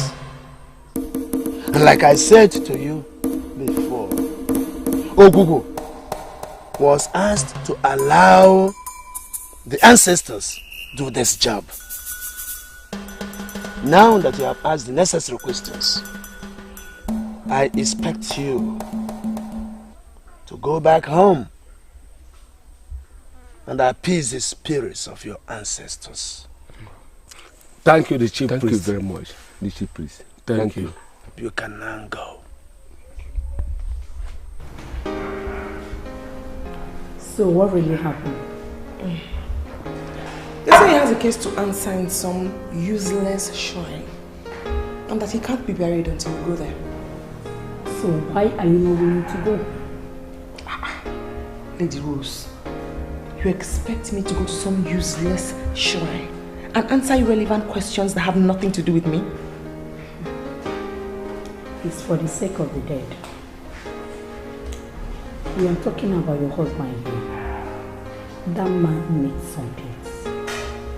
If all men are unwilling to give him peace, you, as the wife that he loves so much, to the best of my knowledge, should give him peace. I have tried to give him peace.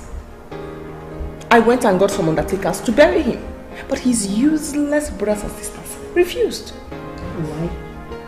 They want to go to the shrine. This is madness. Because I will never go there. I won't. Let me tell you the truth that I know very well. The shrine kills. The shrine cannot kill me. I don't want you dead. That's why I'm asking you to go. It is good you've returned the money to the man. They're insisting you come. That means there's some issues to be resolved. Don't expose yourself to the wrath of gods. Lady Rose, is something speaking through you? I mean, are you the one talking like this? You're disappointing me.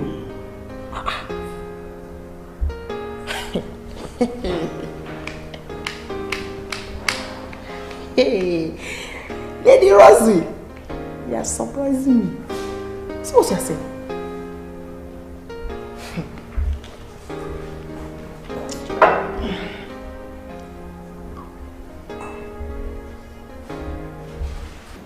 So what exactly are you talking about?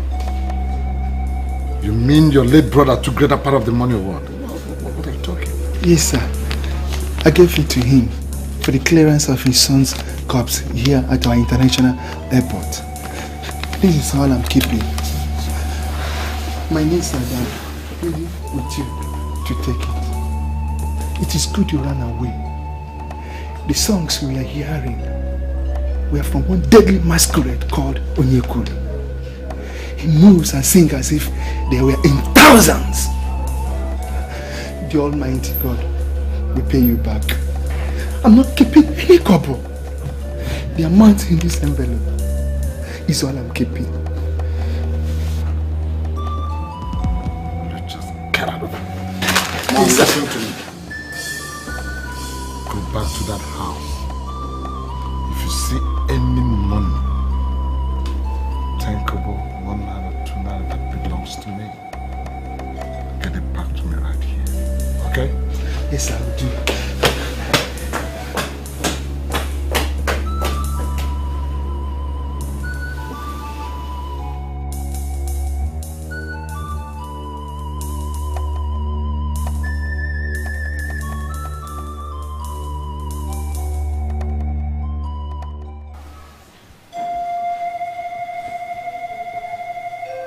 Has she forgotten the time? She's supposed to be here by now. Maybe she's painting her face. She has never ceased to see herself like a girl. I am sure she's painting her face. The man is married off, ma. Will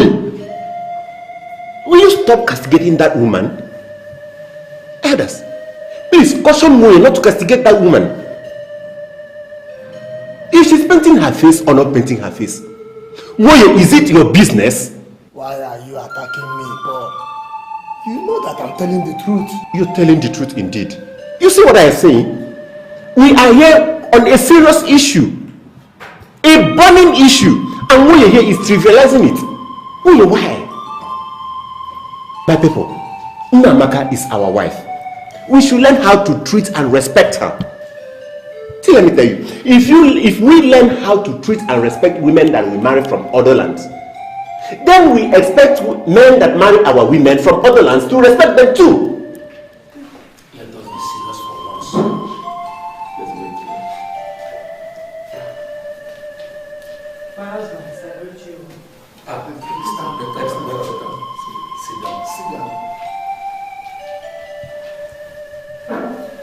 once. We have gotten everything required for the cleansing of the compound. Actually, the problem is ours and not yours. We've just called you in to know what we are doing. All we require from you is to give us your consent, and then we shall carry on with the cleansing of the compound. It will take place this midnight. I don't have any problem with that. Good. Onowu Zako will bring in your daughters this night. Once again, we are sincerely sorry for what happened. About the property, you are free to do whatever you fancy with it. If you want to sell it, all right. If you want to rent it, all right. If you want to live within our midst, you are welcome. The property is entirely your husband's, and we hands off everything. Thank you. I really appreciate your efforts. I've always known you to be an upright man. I should have told you before going to the shrine, but I was meant to understand that the decision was made by all. So, I thought I had no one to run to. I'm sorry. Not to worry, my dear. But also, sir, you did not say anything about my husband. Are you not going to exhume him and bury him properly in his compound? We did not forget that part. There are some experts who exhume body from one grave to the another grave. We don't have such people in our time. We have sent for them from Aruchukwu. They will be here in 3 days' time. We are saying we are going to cleanse the compound so that you could move in with our daughters. We have not forgotten the subject of burying your husband properly. It could be done when you people are already packed into the compound. My wife, everything in the house is intact. The police commissioner did not spoil anything. They are all in the same position he left them. Please, you are free to go back there.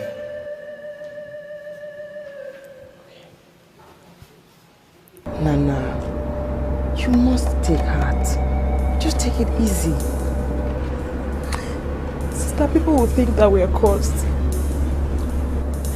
Some are speculating that already. You lost your husband, now I've lost mine. Oh, that's nonsense. We are not cursed, and you know that. Who can curse us? Just 4 days into marriage, I lost my husband. A man sleeping in the same bed with me. Have you made any investigation? Like, has his family asked questions, like investigated his death? His brothers arrested one lady for complicity in his death. A lady? Yes. How? From what I gathered so far,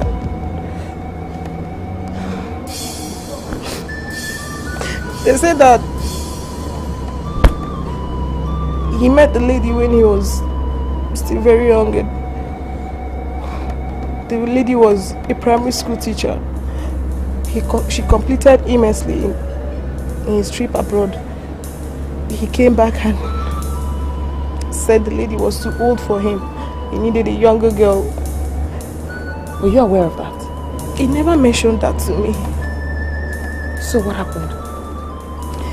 His brothers went and inquired, and they were told that the lady, out of frustration, reported him into a certain shrine. In a shrine? What shrine is that? I mean, when? I mean, what shrine? I don't know the name. But his brothers are doing everything possible to resolve the matter with the shrine. Do you think the shrine killed him? Sister, I'm a nurse. I've witnessed several deaths firsthand in my career. I've never seen anything like this. The way my husband died still beats my imagination. How did he die? It happened so fast. It first started as meningitis. Just like meningitis, with very severe pain, fever. He started vomiting. All of a sudden, his neck started turning. I called the doctor, but before he could get there with the ambulance, he had already died. Just like that? Just like that. The fearful thing is that the whole tongue was pulled out of his mouth. How do you mean his tongue was pulled out from his mouth? His entire tongue was completely pulled out of his mouth. The doctors tried everything humanly possible to push it back into his mouth, but they couldn't. So? Even the brothers met the doctor, trying everything possible in their profession to push the tongue back into his mouth. Still, to no avail. So what happened? They took him to the mortuary like that. It was the tongue that now made his brothers to start asking questions. After arresting the lady, what did she say? She said nothing. Even learned that the police want to release her for lack of evidence.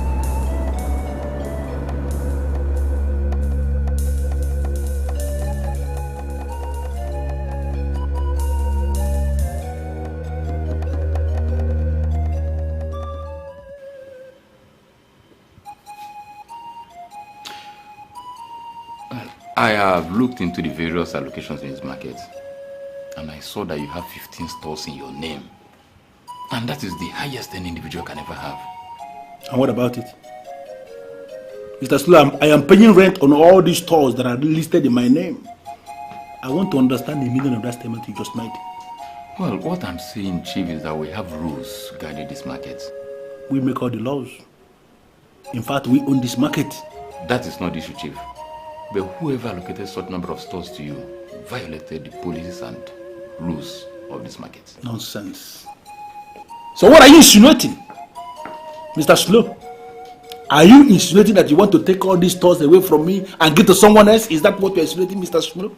I'm asking you. Well, Chief, taking the shops away from you and allocating it to some other persons is really an option which I've not really considered. Although there's the possibility anyway. You see, I intend making the masses to have a feel of this democracy. Well, Chief, I'm afraid to tell you that the stores you applied for cannot be granted anymore. Is it? Yes. In that case, I am going to call the local government chairman. I put him there for him to protect us, to manipulate him all the time. Listen to me, Mr. Slow. I am leaving from this office. You are leaving this office, Mr. Slow. Look at you. Another market master talking to me with impunity. Do you know the man that is standing here with you? Do you know the caliber of man that is standing here? Well, do you know the man? Well, Chief, I do not intend to make you angry. You can have your seat. I don't want to sit any nonsense. I'm okay. I'm standing. Talk, speak. Well, Chief, really, I do not intend to make you angry. But I still maintain that we have standards in this matter. I am standard. This man standing here, I am the very definition of standard. Listen to me. I am the owner of this market. We own this market. We funded this market. We are the people that are trading in this market. Now listen, I am going to call an extraordinary meeting of the market caucus. Members of the market caucus, I am calling an extraordinary meeting of all members this night. We are going to draw up a new set of bylaws guiding this market. This night, the laws, we are going to make these laws this night. We are going to type these laws and we are going to gazette these laws this night. When you come to this office tomorrow, we are going to meet a new law guiding this market, and under the new law, we are going to make this night, Mr. Slow, a riff-raff like you will never be market master. In fact, this your era signals the end of riff-raff market master in this market.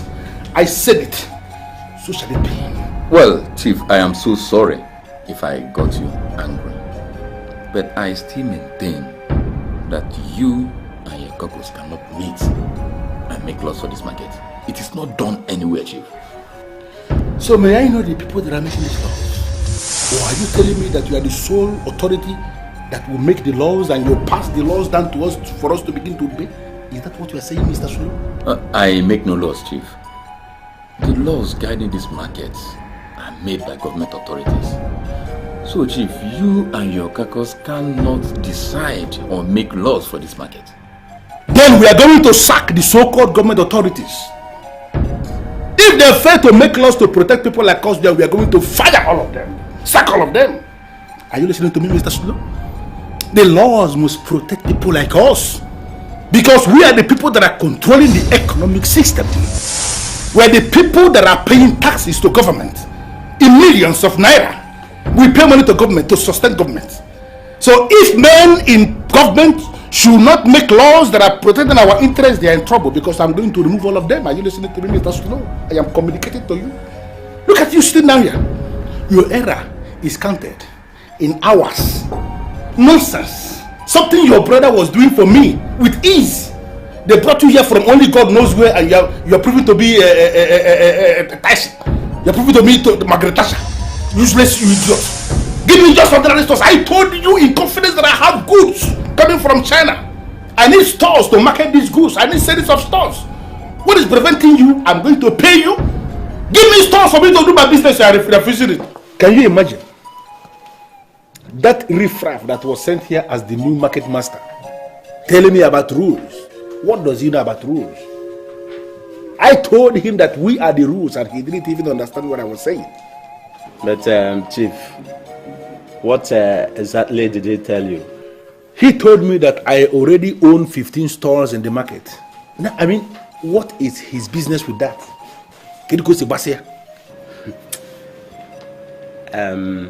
Is he planning to cut the number of your shops? You want them,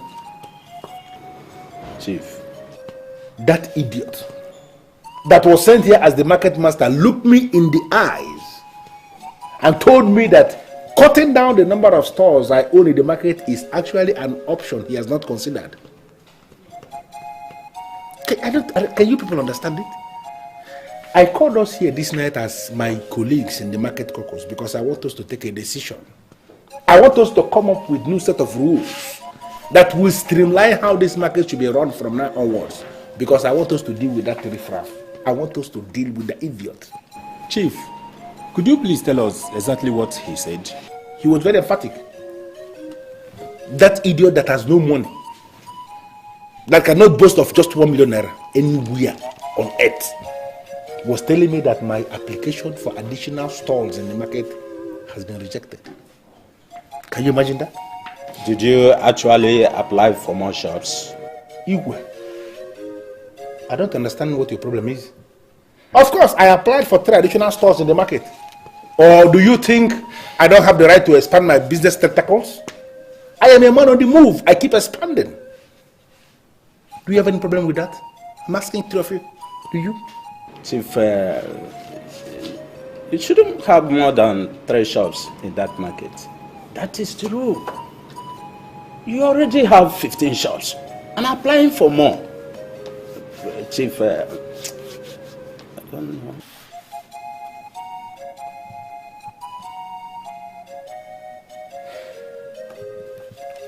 There's a way 3 of you are looking at one another as if you think I'm blind, I'm not seeing or something. 3 of you are looking at yourselves as if you have gone to discuss with that idiot in the market office. Have you gone to discuss with him? No, Chief. We did not discuss anything with him. You are just attacking that young man unnecessarily. But I'm talking at I'm not attacking the man because the man has already dug his own grave. In fact, the man is digging his grave. And let me tell you one thing. If any man has succeeded in digging his own grave, I will push him inside the grave. If I see any man that wants to die, I will help him to die faster. You see a trailer that is coming towards you. That trailer has lost control. It has no brakes. The driver is shouting, calling for help. And you are standing in front of this trailer because you have some set of rules in your hand. That trailer is going to crush you and is going to crush your set of rules. This man that is sitting here, I am that trailer. I called us here because we are all colleagues in the market caucus. I want us to work together. But if you refuse to work with me instead of my way, I will crush everybody. Chief. I can go alone, yes? We sincerely don't understand you, Chief. We simply do not see anything wrong with the young man's submission. Allow others to get allocation. 15 stalls in strategic places in the market should be good enough for anyone. Be reasonable, Chief. Okudele. Am I the one you are calling unreasonable? Okudele. Is it because I called you for this meeting? I'm just trying to be realistic. No, Chief, it's not like that. I try to understand him.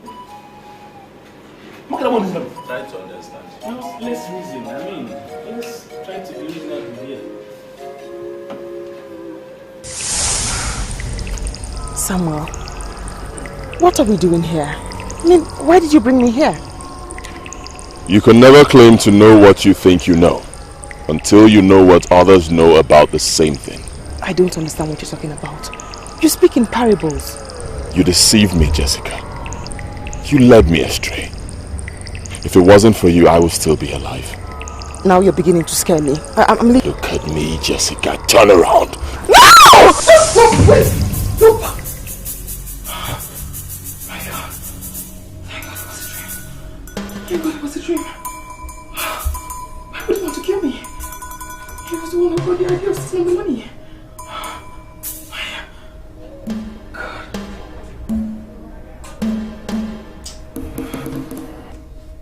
Bankole, why are you staring at me like that? You're not even showing concern. If you leave this apartment in the morning, do not come back. Excuse you? Are you talking to me? You had me right. See, you made me go against my personal decision not to sleep with any other man's wife.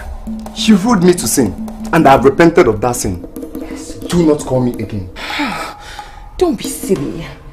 I intend to travel to Europe with you. I have enough money to wipe away your sorrow. And I'm telling you this now that I'm not interested. I have have no other soul except you. And I've determined to cut it off with you. I want you to read my lips. I owe you nothing. The next time I get to see your filthy legs inside this apartment, you regret the day you met me. You read my lips, young man. If you ever try that, you will regret it. I will so deal with you in all the nooks and crannies in this town, you will regret it. Actually, you will seek for suicide as an option. You are stupid. You are mad. In fact, you are crazy. You first of all survive what is coming to you before you think of dealing with anyone. See, ladies like you are the main reason why many men are afraid of getting married. You killed your husband, eh? You think I cannot tell you that? Eh? How dare you speak to me in that tone? Commend you for the standard you're setting, Mr. Slow. Thank you, my brother. Thank you. You see, one thing is sure.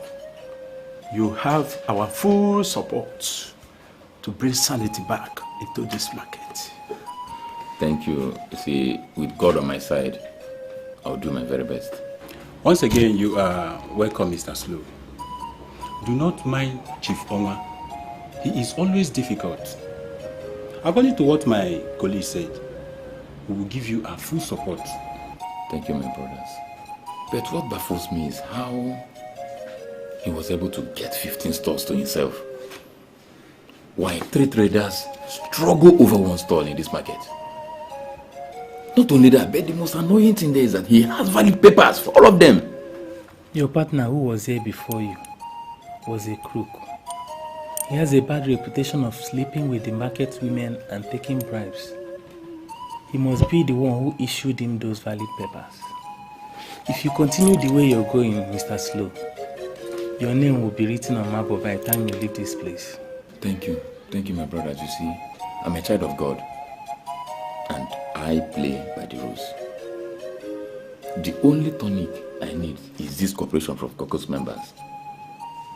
And I can assure you, with God on my side, I will do my very best, and I'll make sure I bring sanity back to this market. Whether the likes of Chief Onwa want it or not, I can assure you that. That would be great. Thank you. Thank you very much, my brother. Thank you. You're welcome. Thank you very much, my brother.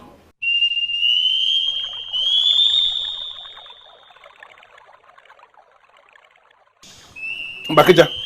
Chief. I came here this evening because I want to deal with that young man. And I want you to figure out how we're going to deal with him. So, what do you want me to do for you this time around? To kill him? No.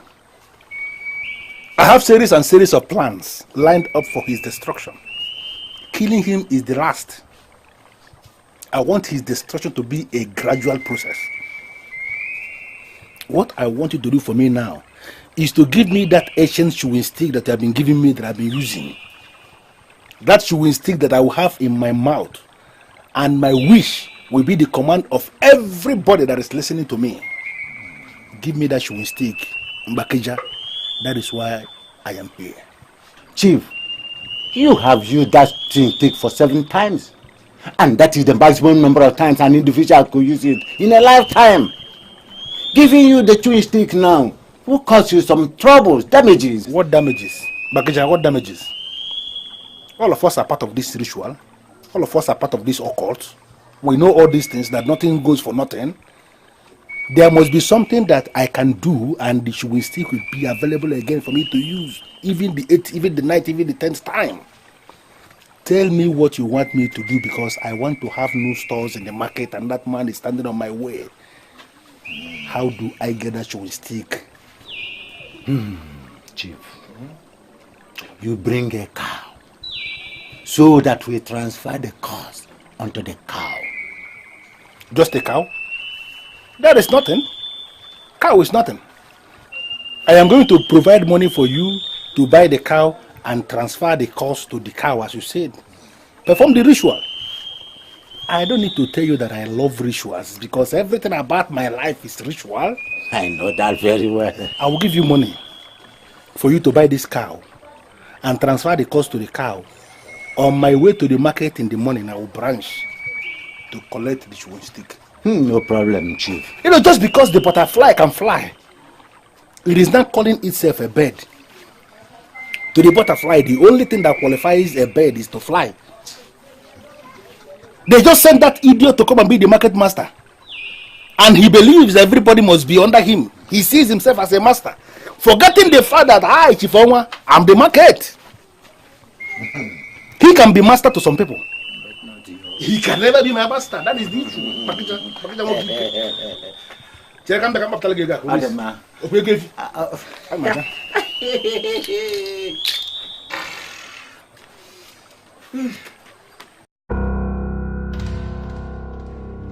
I'm not going to allow myself to be intimidated. I will fight to finish.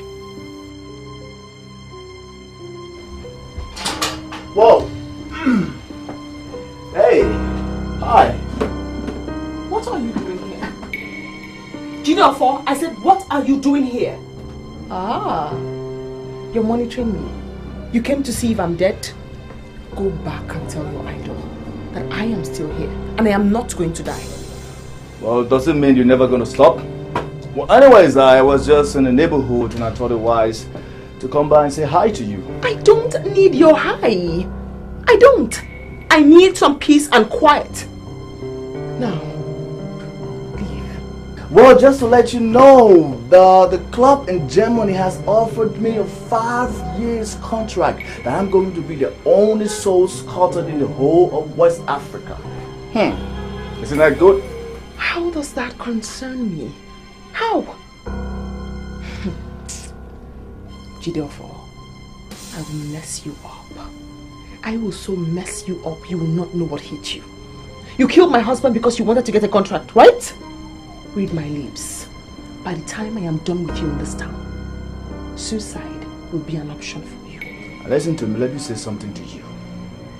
If you know what is good for you, you better go to that shrine and do what you have to do. The Bible says God does not listen to sinners. You are a sinner. So you better go to that shrine and do what you must do. Don't say I didn't warn you. I've warned you.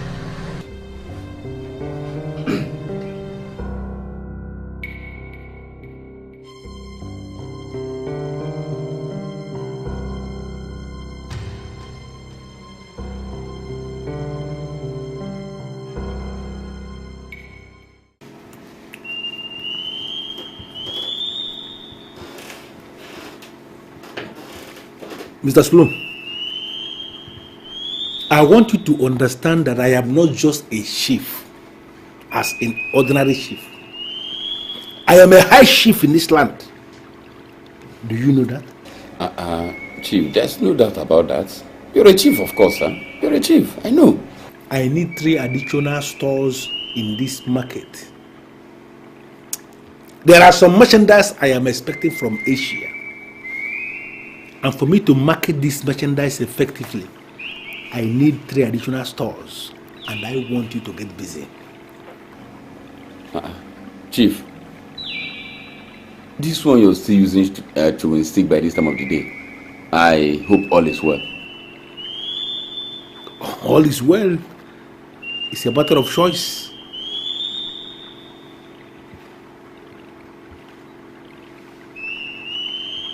I need 3 additional stores in the market, Mr. Sulu. I want you to bring her to register and write these 3 additional stores in my name. Fast. Do it fast. Before I get angry. Haba, Chief, the rules prevent you from having additional stores. Moreover, there are no free stores here in the market. So what do we need to do? Do you think I am a fool or something, or are you such a dunce? I know there are no free stores in this market. I came to you because I know you are the market master. And I expect you, Mr. Slow, to do for me exactly what your predecessor used to do for me. And, what was that, Chief? What exactly do you want me to do?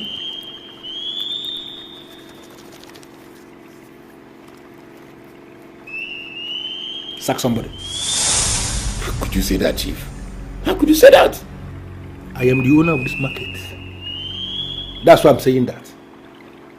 I know this market inside out. Even the government that now comes here to collect taxes and rates from us, When we started this market, they never believed this market was going to stand. We fought tooth and nail to establish this market on this very soil where it is positioned today. People like us should be protected. Our interests must be protected. I came here today because I know you are in a dilemma, sort of.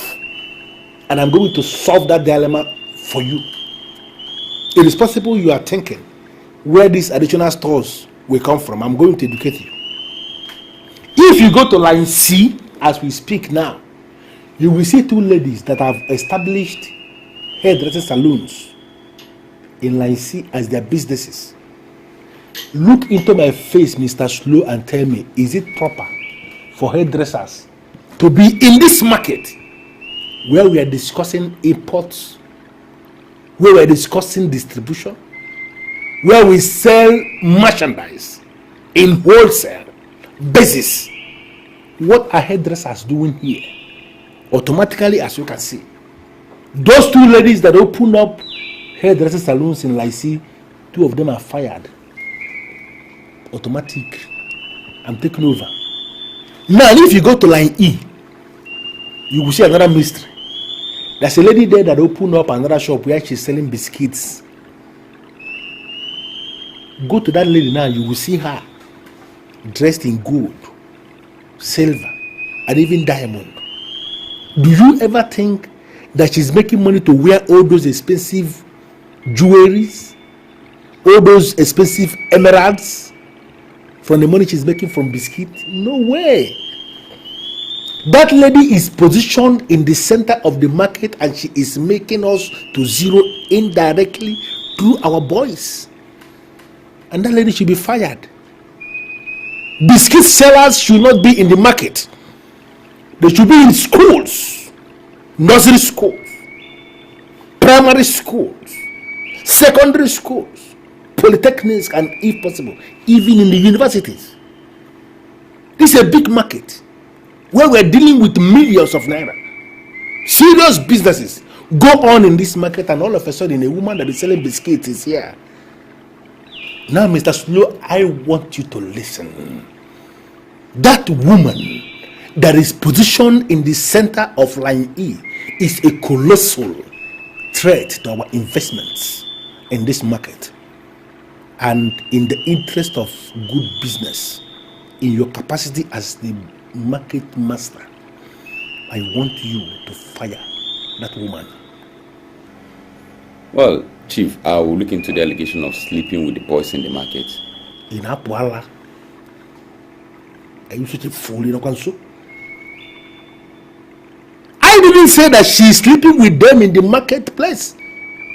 Is she a pig that can open up her legs everywhere? People are sleeping? No. That woman, all of a sudden, because of the money she's stealing from us through our boys, has become an international woman. They don't sleep with her anyhow. They go to hotels. Not any hotel. They go to 5-star hotels where they pay as much as 40,000 naira per room. Those hooligans that call themselves our boys, they do not pay with their money because they have no money. They pay with our money. They pay with our money in this market. You will see small boys that are wearing perfumes that even their oga, their bosses cannot buy.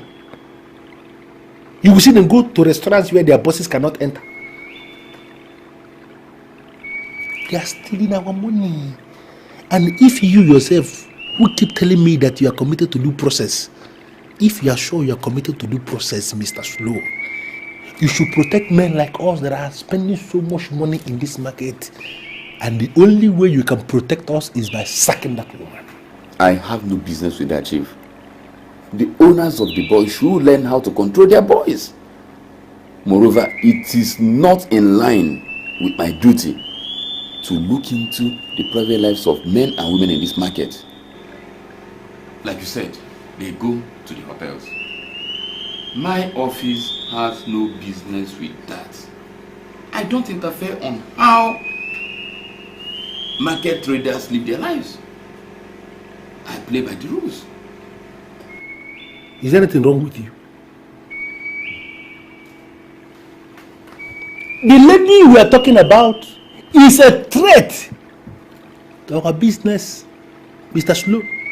If you go to her shop now, as we speak, go to her shop in Lai, you are going to see boys. I'm talking of apprentice boys that are supposed to be hanging around, luring customers to come and patronize their bosses.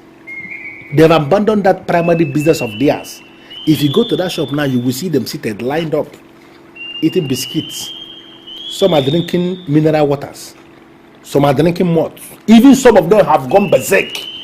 They are drinking beer by this time of the day in that lady's shop. That woman is a colossal threat to our business, positioned right in the heart of the market to destroy our investment. I want you to live by what you preach, that you are a man of due process. Sack that woman urgently so that businessmen that are investing money can continue from where they stopped. But Chief, you should control your voice. I have no business with immorality. I follow the laws. Are we not saying the same thing? Chief, for one that is sitting before you also, I do not have any business with immorality. I am not an immoral man. I don't even know why we are even discussing immorality. I came here for serious business.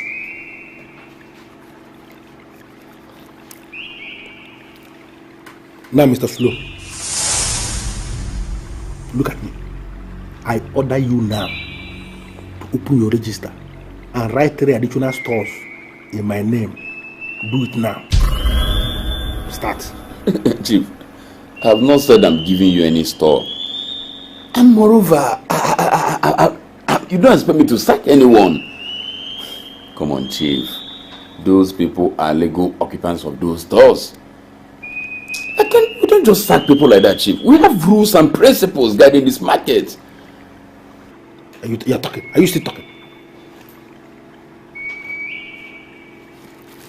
You're talking. I thought you should have known it by now.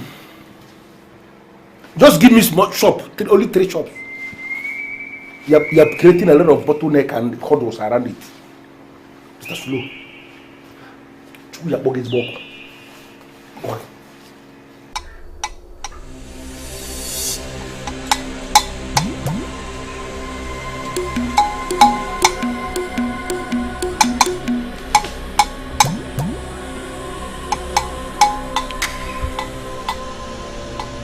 I haven't come here to waste my time.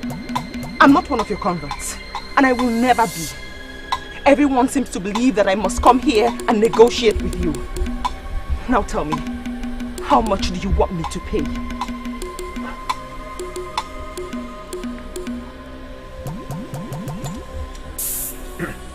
Young woman, pull off those shoes. How dare you come to Ogugu Shrine to desecrate it? Take them off this minute. Do you know the shrine you are visiting? This is Ogugu Eziebe Shrine, the seat of justice, and you stand before the high priest, the chief priest of Ogugu. Be careful the kind of utterances. I am not here for your lectures. You have killed my husband. He deserves that punishment because he was the one who came up with the idea of stealing the money. In my view, death is the highest punishment you can give to a man. You have done that. Now tell me, how much do you want me to pay? And I will pay. You have been running from pillar to post, seeking baseless solutions when you already know what the solution is. Who told you? We are amongst the people you can buy? What exactly do you want me to do? Tell me. The man that died must be presented to the gods. Ogugu. That's impossible. His family has taken care of that. Why can't I have peace? I wasn't the one who committed this crime in the first place. You must surrender every single penny your husband left behind. Excuse you? You want me to do what? You heard exactly what I said. Everything belongs to the gods now. And you must do what I said. If you decide to disobey, then you are on your own.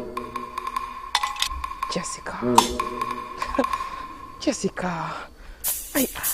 I came here to waste my precious time. I obviously did. I came here to waste my precious time. Rubbish.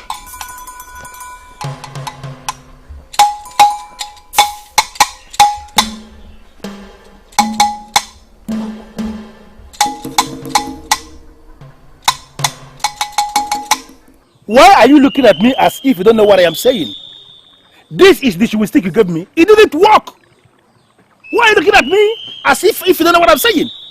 You gave me something that has no powers at all. You don't want to listen to me, and I will not say anything until you calm down. Mbakija, what are you saying? If you have lost your powers, open them to somebody like me, and I will take my allegiance to somewhere else. To another native doctor, because I know all the native doctors around here. Is it because I come to you, think you're the only one I know? I know all of them. Because my life is all about native doctors. Okay? People like you feed for people like us. I don't have any problem with that. I don't bloody care. As long as you do what I am paying you to do, I don't have any problem. Why would you give me something that has no powers at all? Mbakija, why? Okay. Chief, I did my best in my individual capacity as a Mbakija. But the powers that control me refuse to transfer the cost onto the cow. Mbakija, where is the cost as we speak? Is the cost on you, or are you telling me that you have placed any cost on me? Eh? I tried my best to transfer the cost onto the cow, just to make you free. But the powers in high places refuse to transfer the cost. You have left with the chewing stick. And the only thing I could do was to wait till you come back. And I am back. I am back to tell you that you didn't do anything. That market master was looking at me and was talking with impunity. Other the market master that receives salary every month was looking at me. She found one and was talking with impunity. What are you talking about? My witch supposed to be his command. I was talking to him and he was looking at me and was talking nonsense. My wish wasn't his command. Now you tell me, what are we going to do so that my wish will be his command? How much are we going to pay? Because I want to pay. You are the native doctor. That is your work. Do your work so that my wish will be his command. How much? What else do you want me to do? You have used the chewing stick for 7 times, and that is the maximum number of times an individual could use it in a lifetime. Do you know what I just confirmed? Bakija, you're just an empty carton. Do you think I'm afraid of you because I come here? You don't have any powers at all. The only thing I would do right now is to ask you to show me the cow that I gave you money to buy. Because I want to call the Kabu Kabu. I'm living with that cow. Where is the cow? Chief, that is not the problem. I have sent my messenger to go and return the cow so that you could have your money back. Beautiful. I'm coming back to this place on my way to the market in the morning tomorrow. When I come here, be ready with that money, because you will not like what I'm going to do to you if I come here tomorrow and that money is not ready. Come, Chief. If I were you, Chief, I would leave the young man alone. He represents something mightier than the powers we control. And I like you to live to see next year. He represents something mightier than you, Mbakija. What is that? I don't know. I don't know exactly what I mean. But it remains my advice that you leave him alone.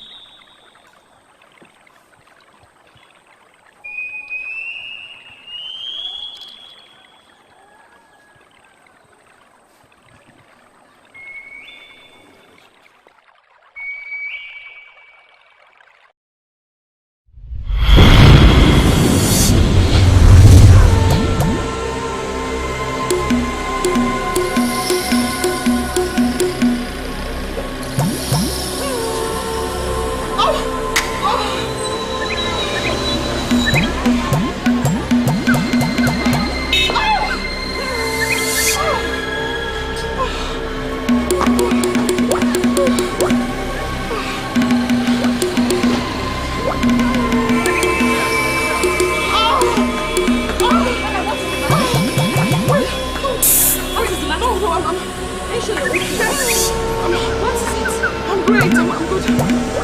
Take it out. Let's go. Yes, yes.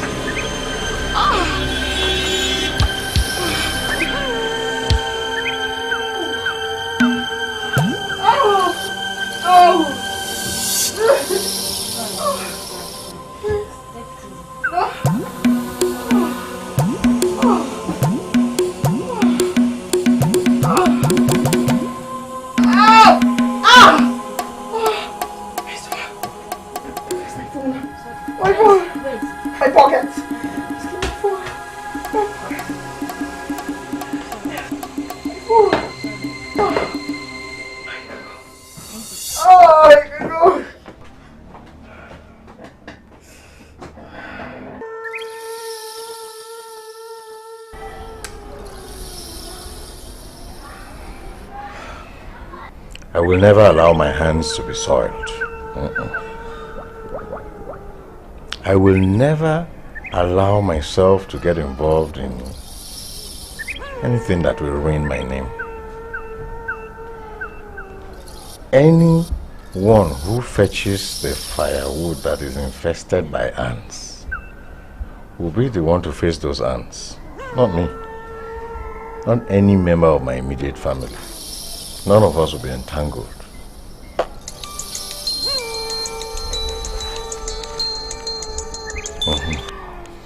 Hello? Clever! I'm dying. I'm dying. Eh? What? Where are you? My office. My office. Hello?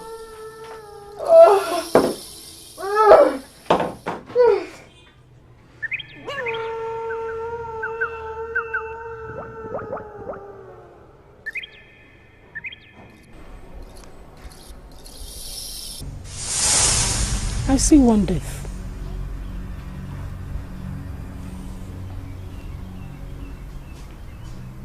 Then I see another.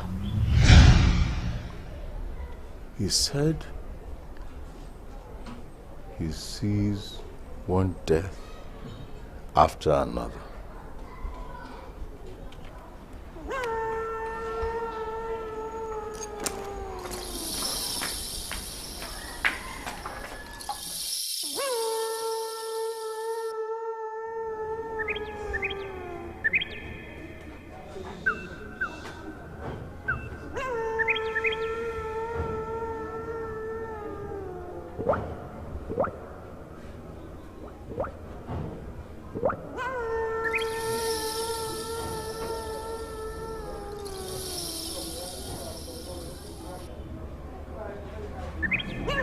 Your greed killed you, and I will not mourn a woman who killed herself. Rest in peace.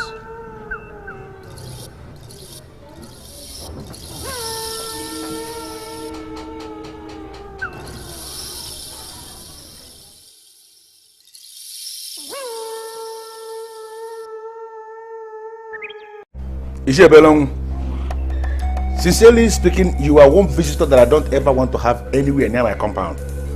Because you are our local example of prophet of doom. I want to ask you, what are you doing here? Onwa, you can call me names. I'm not here for anything, but I am here for a very important message. A very important message? And you have refused to come into the house so I can give you cola. What kind of message is that? Onwa, I'm not here for your cola nuts. I'm here because I see death. Am I not vindicated finally? No, am I not vindicated? You are just a lousy prophet of doom. Now you are seeing death. Is it your death you are seeing? Ishabelong, is it your death that you are seeing? I'm asking you. Onwa, what did Mpakija tell you about the man you seek to terminate? What Mpakija told me is not your business. It is my business. What are you doing here, Ishabelong? In that land where there are no prophets to warn the people, they die like rats. Blessed are they that hear and obey.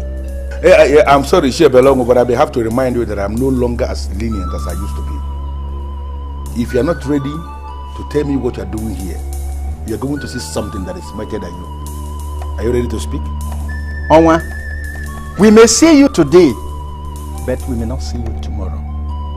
You may see me today, you won't see me tomorrow. I know your aunties.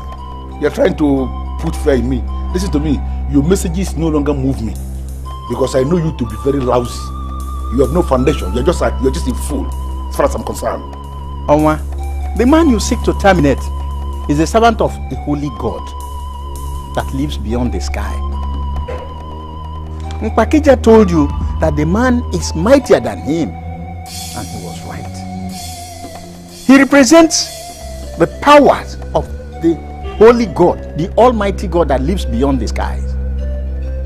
If you fail to retract your step, you are going to die like a rat. Wait, I want to find out. Is it the market master that you are calling the servant of the Most High God? Is it the market master? You are the man that parades yourself as a mighty man of valor. Let me remind you that discretion is a better part of valor. Stay away from the man you seek to terminate, because he is the servant of the Most High God. If you fail to do this, you may not see next year.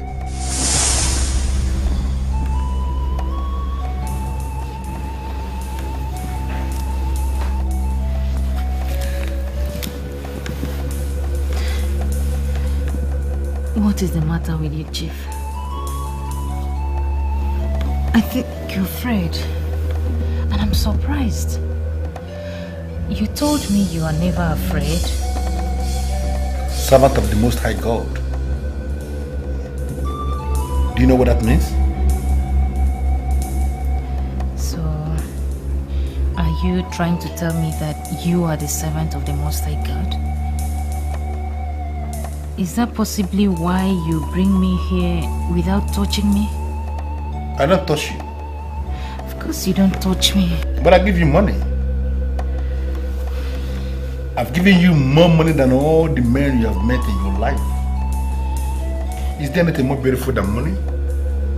Or are you telling me that you are not comfortable with money? Is that what you are saying, Gladys? That is what you think. I don't think so. Money is not everything. Of course, money is everything. Look, my friends always tell me to stay away from you because they believe your word. But I wouldn't do that. I'm always coming around you because I want to bring out the real man in you. I want to make you the real man. Do you know I know exactly what is running through that head of yours? I know what they're thinking. Because I've shown you money. Because you have seen my wealth. Because I have exposed you to riches. Now you are nursing the idea of being my wife or something. But listen to me, Gladys. For your own good, don't even think about it. And I'm asking why. 7 times you slept with me. You never touched me, you never kissed me, and I'm not finding it funny. Of course. Because you are funny. Yeah, you are funny, and that's why you're not finding it funny. Servant of the Most High God, what does that mean? That's the question, Gladys. I don't know what it means. You shut up your mouth and go back to sleep. Too many things are wrong here, and I need some quietness around here. But you sleep. You're looking for a husband, you look somewhere else.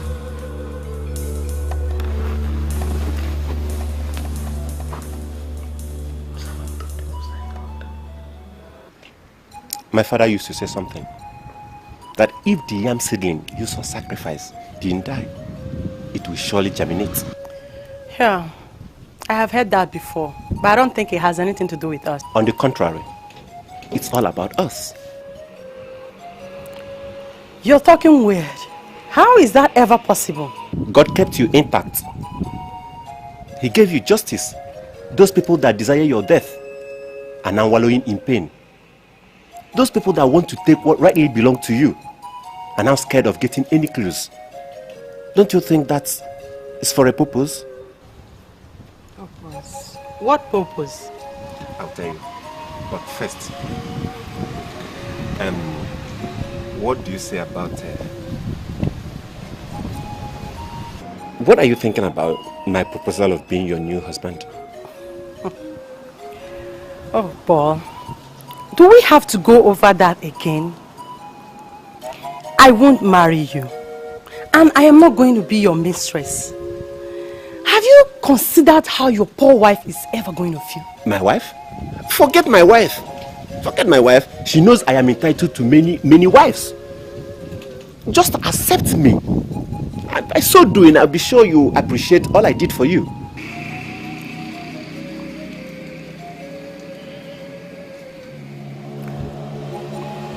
I'm sorry to disappoint you, Paul. I am not like other women who go about marrying other people's husbands.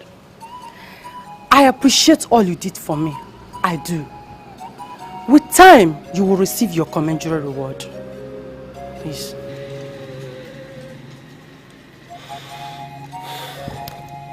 It's okay. I'm not going to force you into anything.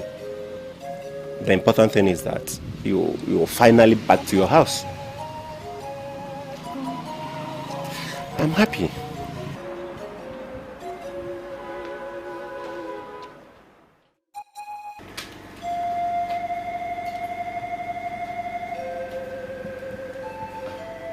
Is everything alright, Chief?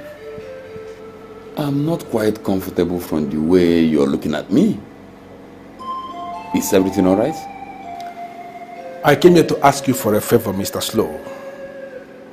Could you please stay till around 7-8 p.m. tonight after the close of business? Why? I mean, what will I be doing in the market by the time of the night? Because I want us to talk. I want us to talk because we are friends. I know you will be thinking about overtime. Those of you in the civil service, every time you stay beyond your time, you are looking for somebody that will pay overtime. I volunteer in this case to pay you for the overtime. I want you to stay behind because I want us to talk. I want us to talk one-on-one. Sorry if I may ask, Chief. Is there anything we can discuss then that we cannot discuss now? A whole lot. I am a man that values his privacy so much.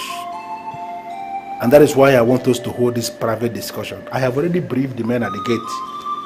The gatekeepers and even the gate masters. They all know that I'm going to stay behind in the market until late. I want us to talk. Can you please do this for me, Mr. Slow? Well, Chief, I've never done this before. There is always the first time. But for your sake, I'll wait. But please, I beg of you, let it not exceed 8 p.m. Deal. All right, Chief. You see me by then? All right, Chief.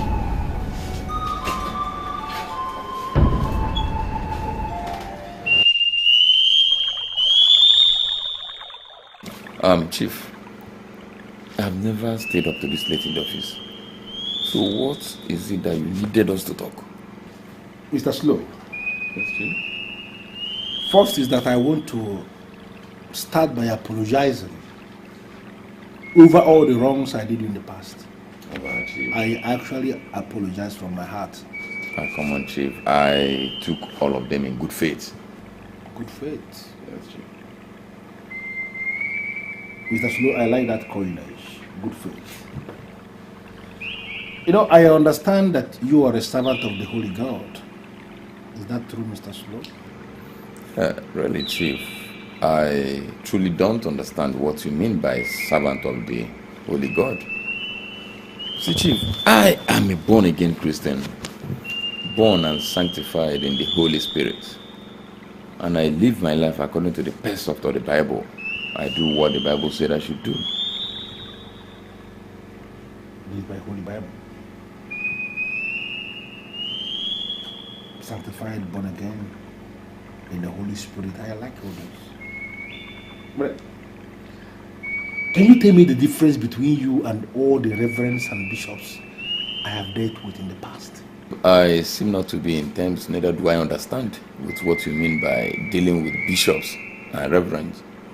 Mr. Slow, My name is Shifoma. You know that much. I am not going to tell you that I am the richest man in this state because I know I am not the richest man in this state. But if the rich men in this state are to be counted by a credible counter, then my name is not going to be missing because I am a man that sits on a mountain of money. I make things happen. I want to know the difference between you and all the exalted men in Christendom that I have dealt with in the past. I am asking this because I have this feeling that you are the only sincere, true Christian I have interacted with.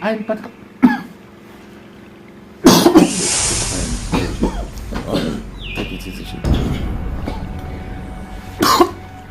Can I use the toilet? Sure, you can.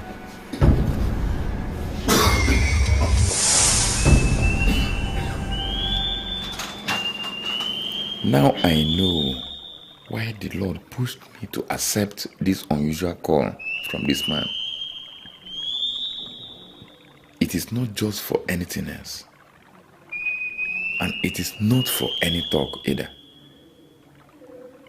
God is after his soul. Sorry. Mr. Slow, I want to ask you an important question. Can someone like me be a servant to this your holy God? You see, he sent his son into this world to save us, so he can save anyone who surrenders. You know, the Bible says that with heart man believeth unto righteousness, and with mouth confession is made unto salvation.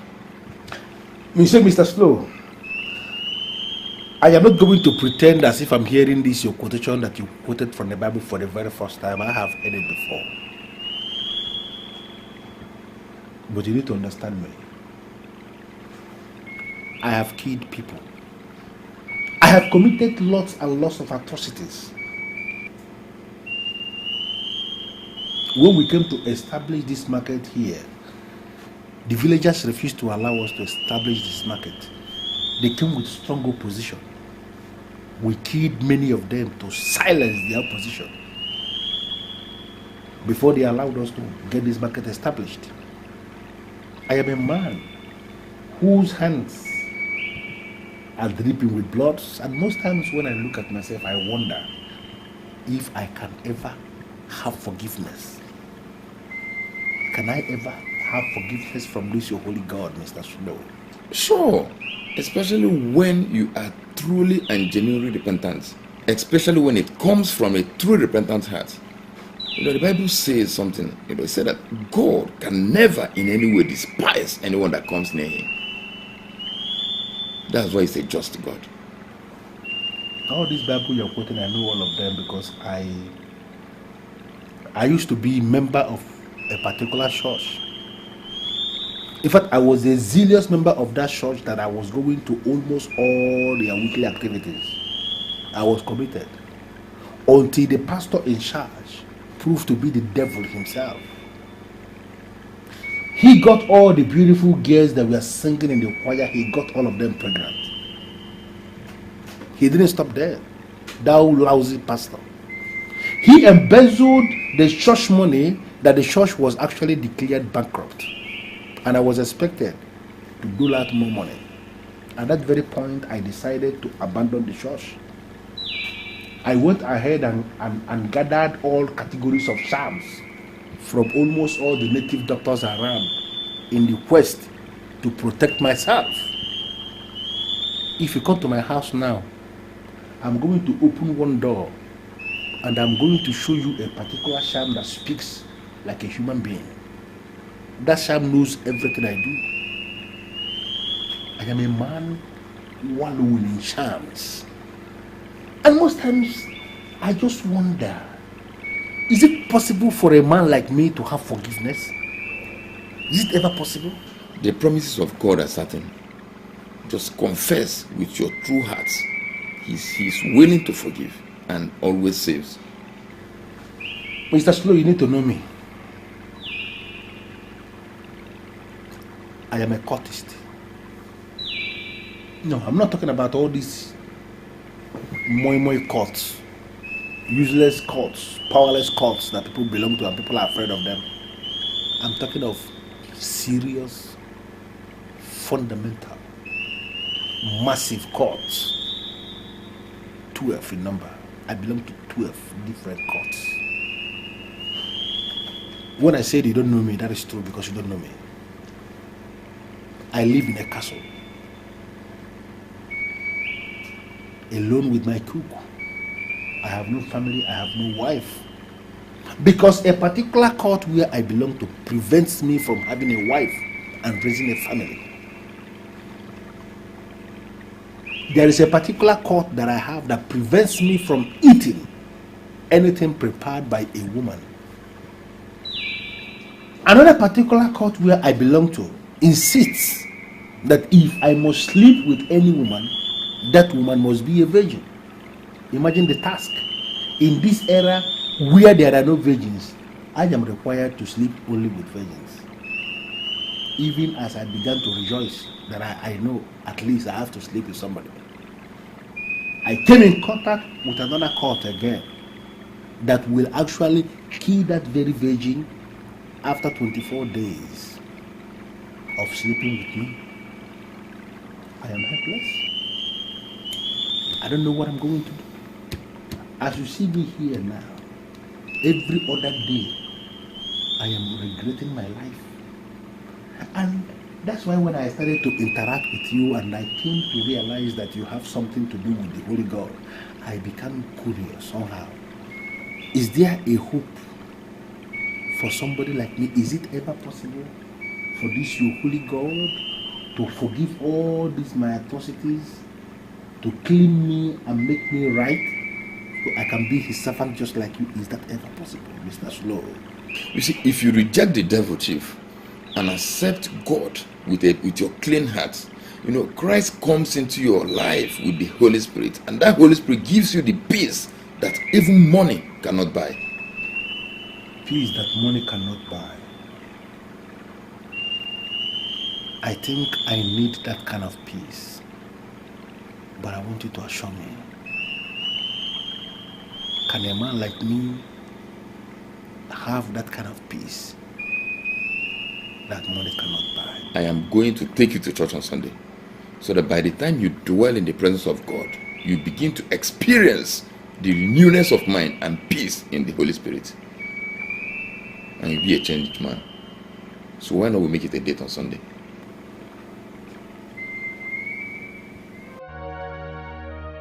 Mr. Slow,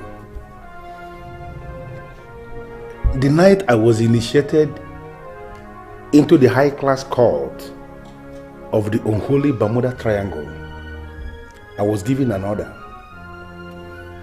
They ordered me never to donate money to the church. No matter what happens, I must never donate money to the church. And ever since that time, they gave me this order. I had obeyed it. I've never donated money to any church. And my business has been thriving. My business expanded massively. I am concerned lately because everything seems to be turning upside down for me. Nothing works anymore. Wait, Chief. I understand. You know, the Bible says that there is no peace for the wicked. You might not like what I'm about to tell you now, but it's the truth, and I must say it. The fact is that God is after your soul, and you must surrender, else you die. Else you'll be destroyed. The high-class cult of the unholy Bermuda Triangle is the strongest cult, the most powerful cult on planet Earth. Members of this cult sold their souls to Satan in exchange for money. That's where I belong. They give so much money. People marvel at the kind of money I control. There was a time when bank managers were after me because of the kind of money I used to deposit in banks. There were several banks I actually rescued from the point of bankruptcy. I belong to this cult. I have seen Satan face to face. If I should surrender before God the way you are asking me to do, they are going to destroy me. No, Chief. Your primary concern should be your second destruction, which is in hell. Like the Bible says equally, that you shall not be afraid of he who destroys only the flesh, but he above, who destroys not only the flesh, but the soul. I mean, for what shall it profit a man? For him to gain the whole world and lose his soul. The main thing you must understand here, Chief, is that Satan has been destroyed. I mean, he has been defeated already. So, I must warn you, Chief. Don't ever fall into his hands anymore.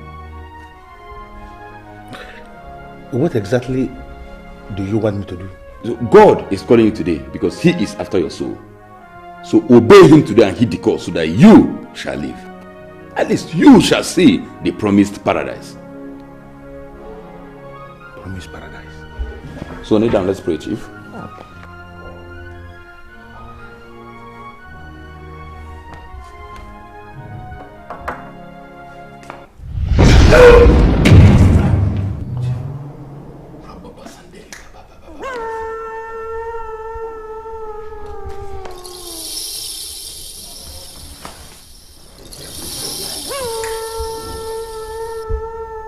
The high-class court of the unholy Bermuda Triangle is very strong. It's very strong. They just warned me. They are looking at us as we are discussing. And if I should do what you are saying, they will kill me. The devil is a liar. I said the devil is a liar. All the powers, all the demons in Bermuda Triangle must bow at the name of our Lord Jesus Christ. The Bible says that the weapon of warfare is not carnal, but mighty through God to the pulling down strongholds and bringing into subjection all the forces, all the powers against the knowledge of Christ. Chief, let us pray. This is time to pray. Kneel down. Time for your salvation is now. In the mighty name of Jesus, Father God Almighty. Oh behold, oh God, only God, I call upon your Son. I call upon your precious blood, upon the Son. Let your divine protection, I pull down weapons of warfare. Oh God, I'm so empty. Oh God, I'm so down. I'm so weak. Who will fight for me? I'm done crying. Who will do the fight? Oh yeah.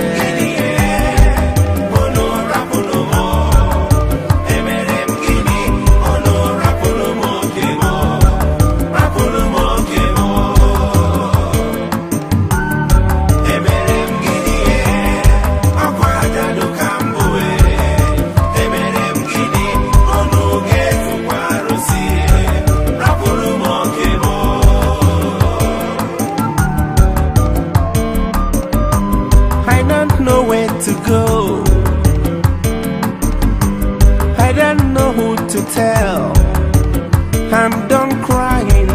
Oh no, Rapumo, I'm bedimo, Rapumo kemo. I'm so weak. Who will bear my fight? I'm so down. Who will fight for me?